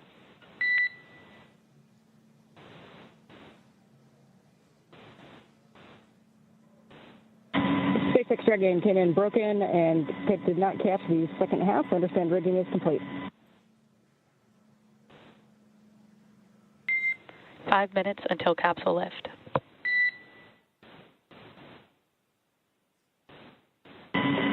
Copy, 5 minutes.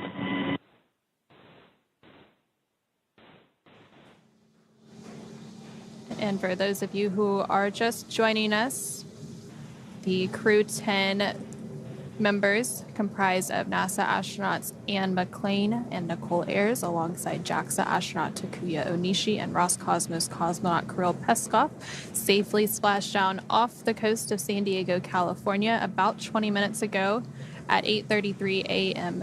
Pacific, 11:33 a.m. Eastern Time.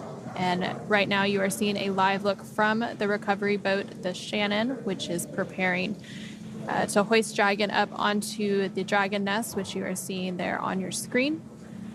And then from there, they will continue preparation to open the hatch and welcome the Crew-10 crew back onto Earth as they take their first breath of fresh air after 5 months aboard the International Space Station as part of Expedition 73. We did hear a call that lift is under 5 minutes away, and you could see the recovery teams as they're rigging up the spacecraft, getting ready to hoist it up. And you could see a recovery team member standing on the outside of the Dragon spacecraft, helping to prepare the vehicle for that lift. And as part of the preparation for the lift, one of those recovery team members, likely the one we're seeing on the spacecraft right now, will climb to the top of the spacecraft so that they can attach Dragon's hoist rings and connect the lifting lines.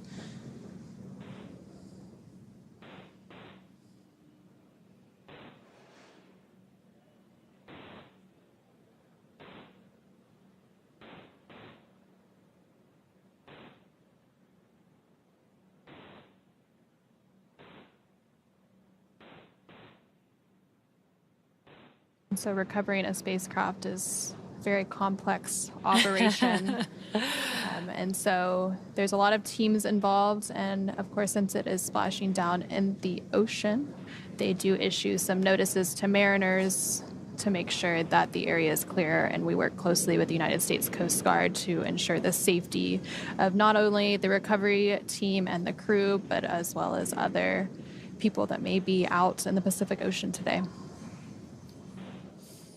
Yeah, we've made sure that this area is clear for these final operations, as it does take some time after splashdown to prepare the spacecraft, safe the spacecraft, prepare the spacecraft for lifting onto the vehicle, making sure that the recovery teams are safe.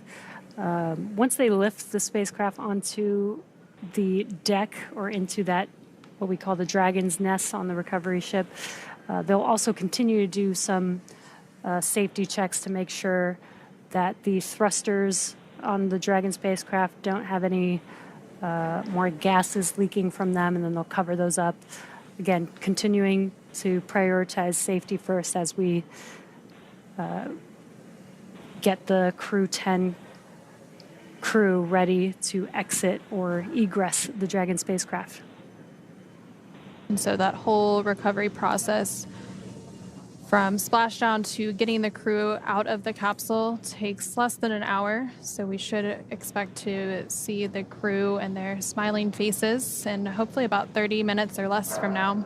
Again, they splashed down a little less than 30 minutes ago at 8:33 a.m. Pacific, 11:33 a.m. Eastern, off the coast of San Diego, California. This followed a 17-and-a-half-hour phasing journey following their departure and undocking from the International Space Station yesterday, August 8th, at 3:15 p.m. Pacific, 6:15 p.m. Eastern.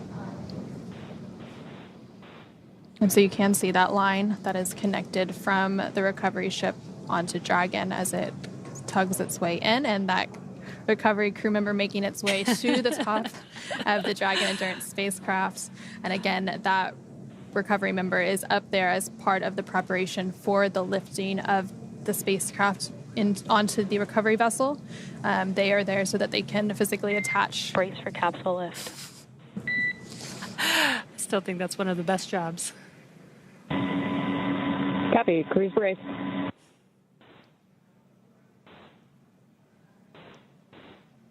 So they have physically attached those hoist rings and connected the lifting lines, and now they are preparing to lift the Dragon Endurance spacecraft onto the Shannon recovery boat momentarily.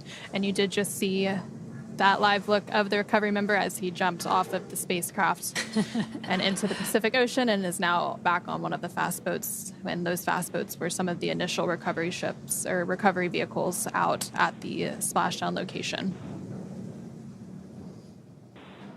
And again, we heard those comms to the crew, notifying them to prepare for the lift. Again, they can't see very much outside of the spacecraft, so knowing what operations are happening helps them understand what those moves that they're feeling are, so they know what to expect.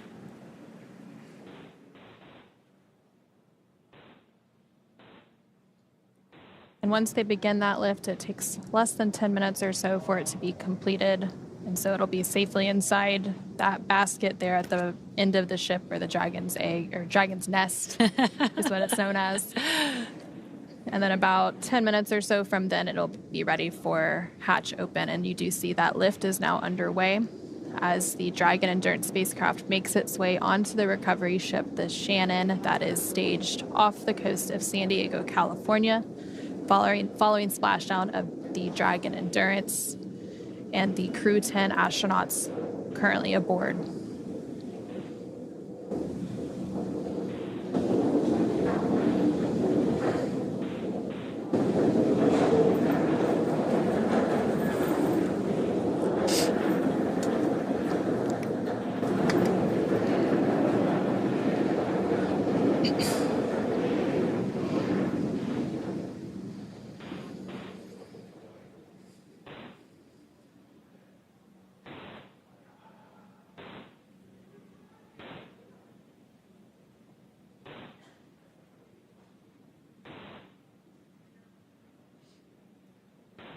And as this is happening, the crew is still strapped in to their seats with the 5-point harnesses.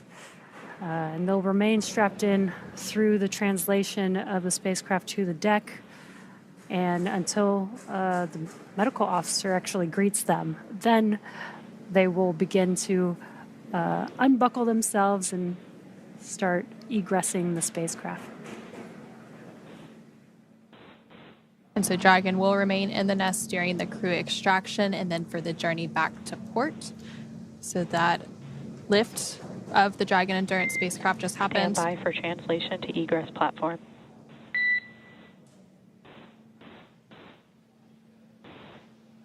Dragon copies. And so that lift of the Dragon Endurance spacecraft is now complete. You can see it there on your screen safely in the nest on the recovery ship. And so that translation to bring it forward and closer into the ship to then prepare to open the hatches will begin momentarily. You can see some of the crew member or the recovery members there doing their final inspections and safety checks of the spacecraft before they begin that translation. And then once that translation of the spacecraft is complete on the SpaceX recovery ship, the hatches will be opened. And we do expect that to take place probably in about 10 to 15 minutes from now. And once open, a SpaceX medical doctor will be the first one to check in on Anne McClain, Nicole Ayers, Takuya Onishi, and Kirill Peskov and see if they are ready for egress or getting out of the spacecraft. And while Dragon's top hatch is used to connect to the space station, the astronauts will actually egress or exit from Dragon's side hatch, pending capsule orientation in the water. Of course, we did see that it splashed down in orientation 1, so that the nose cone was facing up, which is the preferred orientation. And so before opening the hatch, the spacecraft's cabin pressure must be equalized with the outside environment. And then once the hatch is open, that will be the crew's first breath of fresh air since boarding their spacecraft at the start of their journey last March. Again, they lifted off from NASA's Kennedy Space Center in Florida on March 14th of this year. And it's important to note that Anne, Nicole, Takuya, and Kirill will be getting assistance from the recovery teams while exiting the spacecraft. This is the same process for any returning long-duration crew members, as returning to a gravity environment can wreak havoc with our vestibular system, responsible for maintaining balance and motion. Safety is our number one priority with this operation, so you'll see the crew members helped out of the spacecraft one by one and assisted the few feet to the medical quarters aboard the boat. And if you've ever watched crews return on a Soyuz, two of our crew members today had actually previously flown on a Soyuz, Anne McClain and Takuya Onishi. This is the same process as when astronauts are carried from the Soyuz capsule to waiting chairs on the steppe of Kazakhstan and then carried to a waiting medical tent.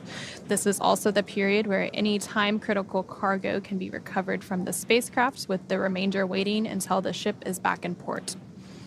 Once the ship and spacecraft return to shore, the recovery team will perform additional inspections before loading Dragon onto a flatbed truck at the SpaceX facility in Cape Canaveral for post-processing. And so we mentioned earlier all of the science and research that Crew-10 conducted during their 5-month mission aboard the International Space Station. So in addition to some of the physical and biological science experiments that they conduct, they too themselves are human research subjects. So a lot of teams work to gather samples from the crew throughout their mission to see how the microgravity environment of space actually impacts the human body. So NASA does have the Human Research Program, which is responsible for a lot of that science and investigation. But of course, there's also researchers outside of NASA that use the microgravity environment aboard the International Space Station to conduct their science and research. We do have the International Space Station National Laboratory that helps to facilitate a lot of that other research as well. And those research experiments, especially with the human body, are extremely important, especially for, we call these long duration missions 5 to 6 months long. But if we're going to be going to the moon, planets like Mars, we're going to need to stay a lot longer, and we're going to need to know how to keep the human body healthy throughout that time. What happens in these microgravity environments, and how can we better prepare the humans for going on these even longer duration missions. So the International Space Station does serve as sort of a testing and proving ground for NASA's future Artemis missions to the moon and then on to Mars. Of course, we can't necessarily do all science and research in the microgravity environment due to various factors. So teams on the ground also do what are known as analog research experiments. Also, a lot of that is based out of our Human Research Program. So one of those, known as the Human Exploration Research Analog, or HERA, does some isolation and confinement research inside of an analog setup that's supposed to simulate a spacecraft. Another one of those analogs is known as CHIPEA, or the Crew Health and Exploration Research Analog, which actually simulates a stay on the surface of Mars for about a year. So while this International Space Station does do a lot of great research, some of that research can also be done on the ground in preparation for those long-duration exploration missions to the moon and Mars. And you can see on your screen, the Dragon spacecraft is now translating forward to that deck that we saw earlier. Again, that deck is the height just below the hatch, which will make it a lot easier for the crew to egress the spacecraft. And so right before that translation took place, a couple of the recovery team members did do some final safety checks of the spacecraft to ensure that it was safe and ready to go for additional people to approach the spacecraft and to begin those hatch open preparations and operations to get Crew-10 out of the spacecraft and back on Earth.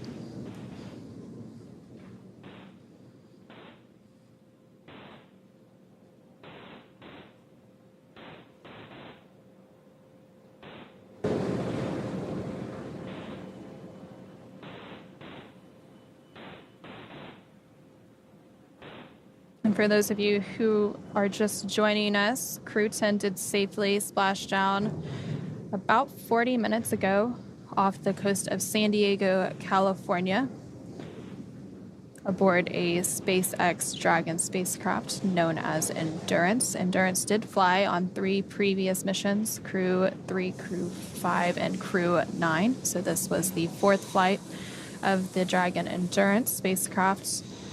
It launched to the International Space Station about 5 months ago on March 14th from NASA's Kennedy Space Center in Florida. Following that launch, it had a journey to the International Space Station where it was then docked and remained for about 5 months for all of that science and research that Crew-10 conducted. And then yesterday at 3:15 p.m. Pacific, 6:15 p.m. Eastern, Dragon and the Crew-10 crew safely undocked from the International Space Station and made their way back to Earth. They had an about 17.5-hour journey from that undocking until their splashdown, which again took place at 8:33 a.m. Pacific, 11:33 a.m. Eastern today. And Crew-10 again is comprised of NASA astronauts Anne McClain and Nicole Ayers, along with JAXA, or Japan Aerospace Exploration Agency astronaut Takuya Onishi and Roscosmos cosmonaut Kirill Peskov. And so we are now just standing by for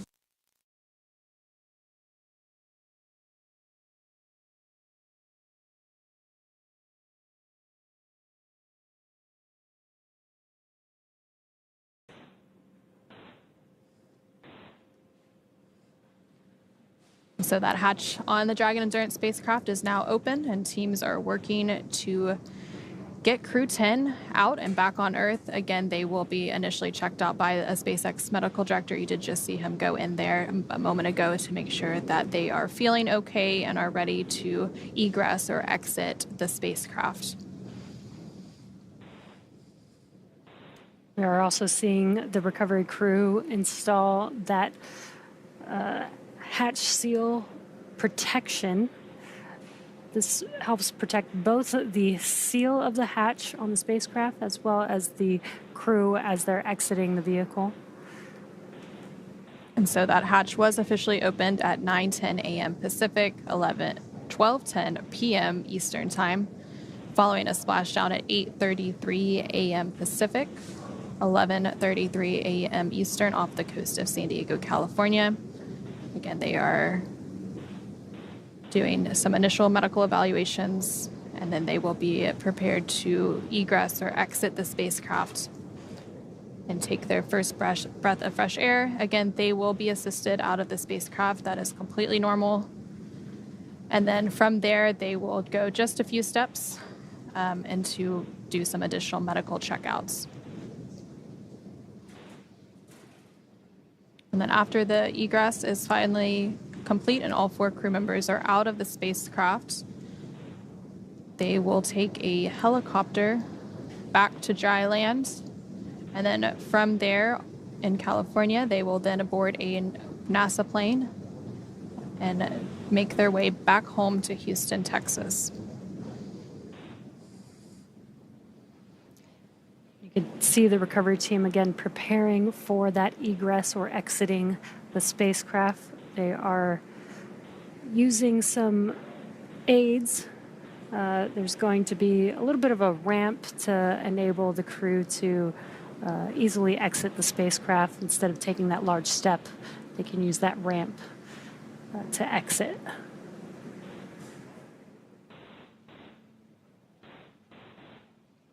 And recovering the crew is a bit of a joint operation. So we do have team members from NASA's Flight Operations Directorate out there, as well as NASA's Commercial Crew Program, and some flight surgeons from the NASA and international partners that will be prepared to retrieve and receive the crew following their egress or exit from the spacecraft. So it'll be nice to see some familiar faces, friendly faces, as they've worked with all of these teams in preparation for their space flight, and they will be greeting them upon their return.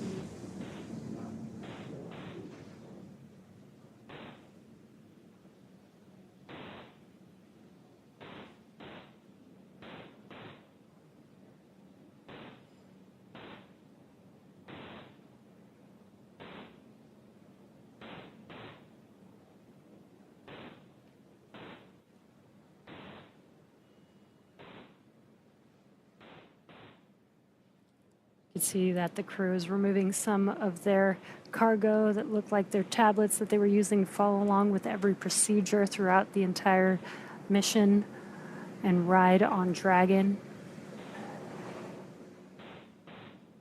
And after the crew is extracted or egressed out of the spacecraft, they will remove some additional cargo that's time critical. Often that is cargo that needs to be chilled for whatever reason, scientific samples and such that need to be in a specific environment. So that will be immediately offloaded after the crew exits the spacecraft.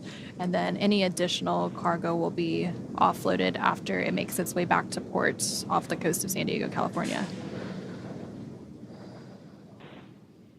Looks like those are the footrests being removed that allow the crew to get out of their seats a little bit easier.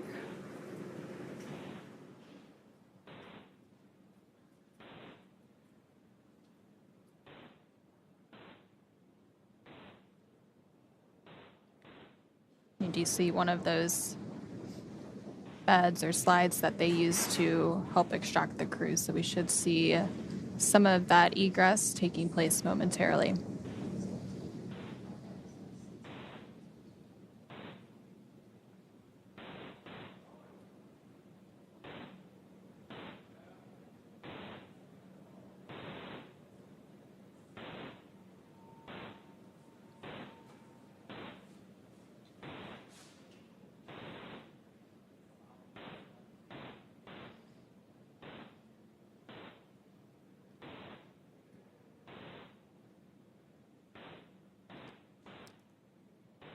If you're just now joining us, you are watching the Crew-10 mission as we await the 4 crew members, NASA astronauts Anne McClain and Nicole Ayers, JAXA astronaut Takuya Onishi, and Roscosmos cosmonaut Kirill Peskov, egress the Dragon spacecraft here shortly. They just recently, in the last 10 minutes, were able to take the first breath of fresh air in about 5 months.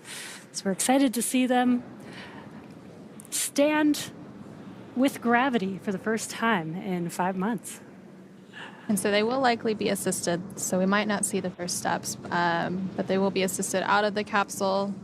And it is important to note, since they were under the microgravity environment, their muscles, their bones, all of their systems haven't been exposed to Earth's gravity in over 5 months, which of course has some impacts on the human body, which is some of the important research that is done on the International Space Station to actually see how the human body is affected by the environment of outer space. And so that hatch did open about 6 minutes ago at 9:10 a.m. Pacific, 12:10 p.m. Eastern, following a splashdown at 8:33 a.m. Pacific, 11:33 a.m. Eastern, off the coast of California. Following that splashdown, the recovery team went out to meet the Dragon Endurance spacecraft. First out were the 2 fast boats, which began some safety checks and also began to safe the spacecraft in preparation to be lifted onto the recovery vessel, the Shannon. And the Shannon did arrive to the splashdown location less than 30 minutes after splashdown to then lift the spacecraft up on board the Shannon, and now we're just awaiting the crew to exit or egress the spacecraft.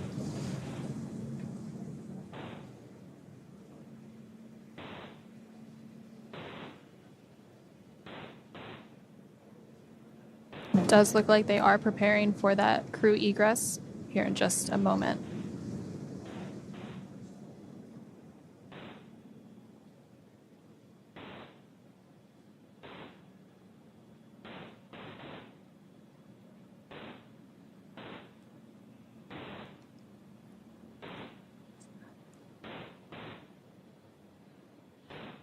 And the first Crew-10 crew member has now successfully egressed or exited the capsule.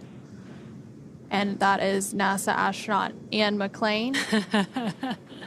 She looks very excited to be back on Earth, given a arm pump. And the other 3 crew members should be following behind here shortly.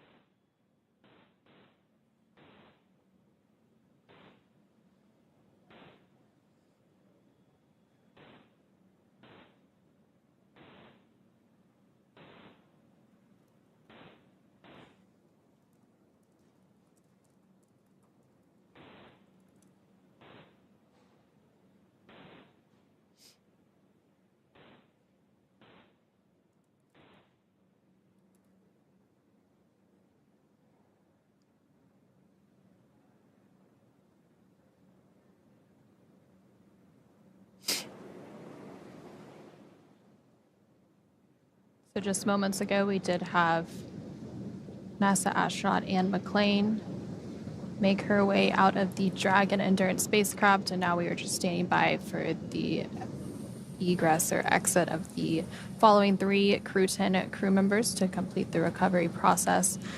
So we are standing by for the egress of NASA astronaut Nicole Ayers, JAXA astronaut Takuya Onishi, and Roscosmonaut Kirill Peskov.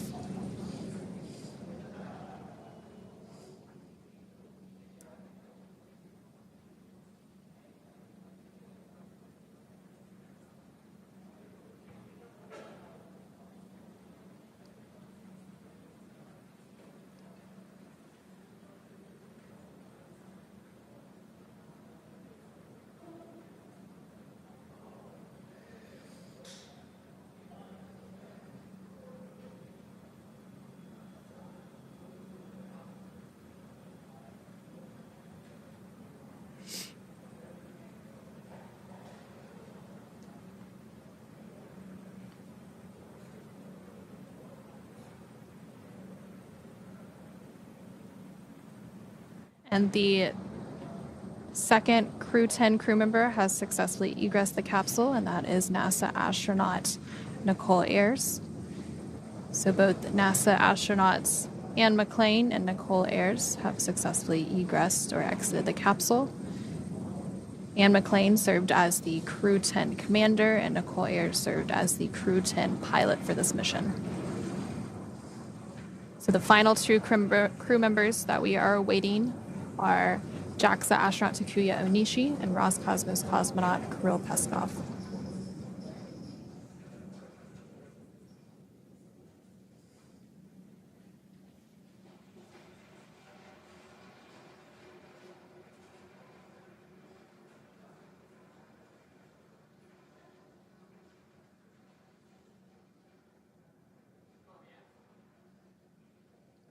You did just see them removing 2 additional foot restraints, likely preparing to egress the final 2 Crew-10 crew members.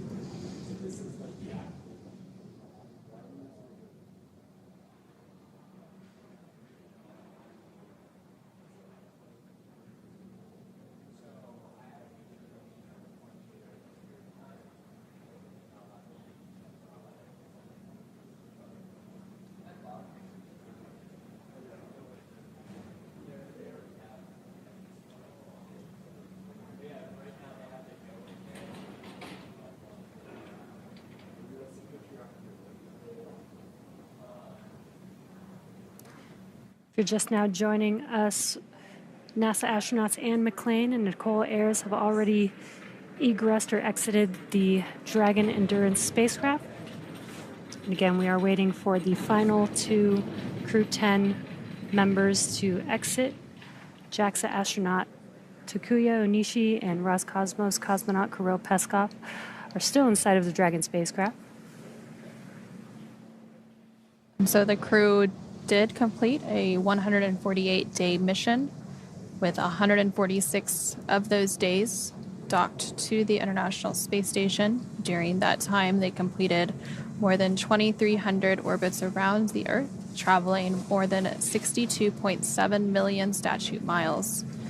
And NASA astronaut Anne McClain, who was the first to exit the spacecraft, has now totaled 352 total days in space. This was her second space flight. Her previous mission was aboard a Soyuz spacecraft. And then this was the first space flight for NASA astronaut Nicole Ayers, who was the second to exit the spacecraft. So she now has 148 days in space.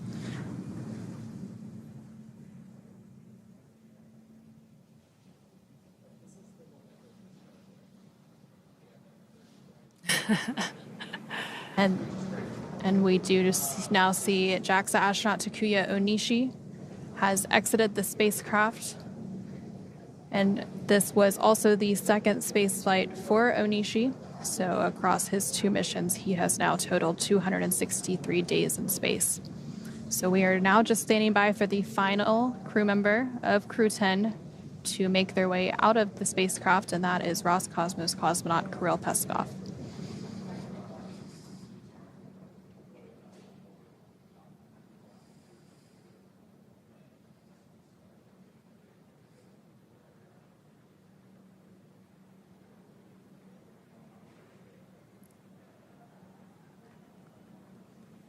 To recap a little bit, the Crew-10 mission launched aboard a Falcon 9 rocket inside a Dragon spacecraft, which you're now seeing on your screen. That launch took place from NASA's Kennedy Space Center in Florida on March 14th. The crew then had a journey to the space station and docked shortly thereafter, spending about 5 months attached to the orbiting laboratory, conducting science and research before undocking yesterday, August 8th at 3:15 p.m. Pacific, 6:15 p.m. Eastern, for a 17.5-hour return journey back to Earth, splashing down off the coast of San Diego, California earlier this morning at 8:33 a.m. Pacific, 11:33 a.m. Eastern, which was less than an hour ago. And they are working to egress the final crew member. The initial 3 crew members have already safely exited the spacecraft, and those are NASA astronauts Anne McClain and Nicole Ayers, along with JAXA astronaut Takuya Onishi. So the egress of Roscosmos cosmonaut Kirill Peskov is now underway, and you can see him making his way out of the spacecraft right now.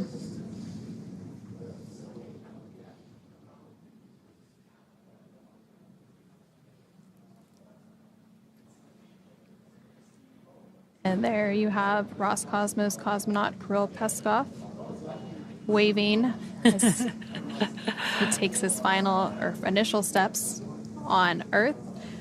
And he will now be taken back to some additional medical checks. And with that, all 4 Crew-10 crew members are safely back on Earth. They have all egress. And so now that NASA astronauts Anne McClain and Nicole Ayers, along with JAXA astronaut Takuya Onishi and Roscosmos cosmonaut Kirill Peskov, are safely back home on planet Earth and getting checked out by the NASA medical team, we are going to go ahead and wrap up our live coverage of their return. After a successful liftoff and separation from Falcon 9 back on March 14th, Crew-10 made their way on board Dragon to the International Space Station and completed a 148-day mission in space. NASA astronauts Anne McClain and Nicole Ayers conducted 1 spacewalk during their 5 months in space on May 1st, relocating a space station communications antenna and the initial mounting bracket installation steps for an IROSA, or International Space Station Rollout Solar Array, that will arrive on a future SpaceX commercial resupply services mission. With their full duration mission coming to an end, the crew began packing up their personal items for their return to Earth about a week ago and worked through tasks and shared lessons learned with Crew-11 teams as they arrived to the space station a few days ago. Their journey home began when they closed the hatch to Dragon and undocked from the space station at 3:15 p.m. Pacific or 6:15 p.m. Eastern Time on Friday, August 8th. After 4 successful departure burns and a phasing burn to line up their orbit, Anne, Nicole, Takuya, and Kirill rested for a few hours before waking up to prepare for re-entry this morning. Dragon performed an approximately 17.5-minute-long deorbit burn to send Dragon on a path home.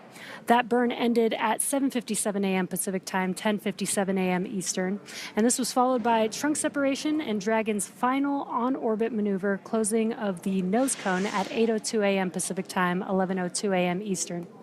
The spacecraft re-entered the Earth's atmosphere and slowed its descent with successful deployments of 2 drogue parachutes and 4 mains, with the final splashdown occurring off the coast of San Diego, California at 8:33 a.m. Pacific Time or 11:33 a.m. Eastern.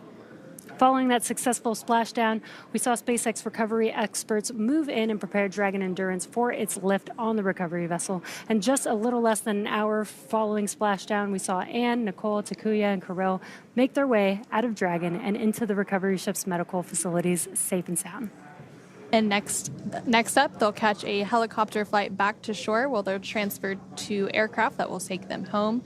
The astronauts will take a NASA plane for the short flight back to Houston. They'll then be reunited with their families to bring an end to this mission. It's been an honor and privilege to share their journey with all of you as we continue this new era in human spaceflight. And return today marks the end of the direct handover we executed after successfully launching the Crew-11 mission to the space station just last week on Friday, August 1st. Thank you, as always, for joining us for this morning's coverage of the splashdown of Crew-10. Remember to follow SpaceX on X and NASA online and on social media for updates for the very latest on crew and cargo flights to and from the International Space Station. And we'll continue to share the progress of Anne McClain, Nicole Ayers, Takuya Onishi, and Kirill Peskov on social media as they travel back home. We will also have a post-Splashdown media teleconference coming up at approximately 10 a.m. Pacific, 1 p.m. Eastern, where leadership will share a final update as we conclude this successful mission. And you can tune in live on NASA's YouTube page and through nasa.gov. From all of us at NASA and SpaceX, thank you for joining us and welcome home, Crew-10.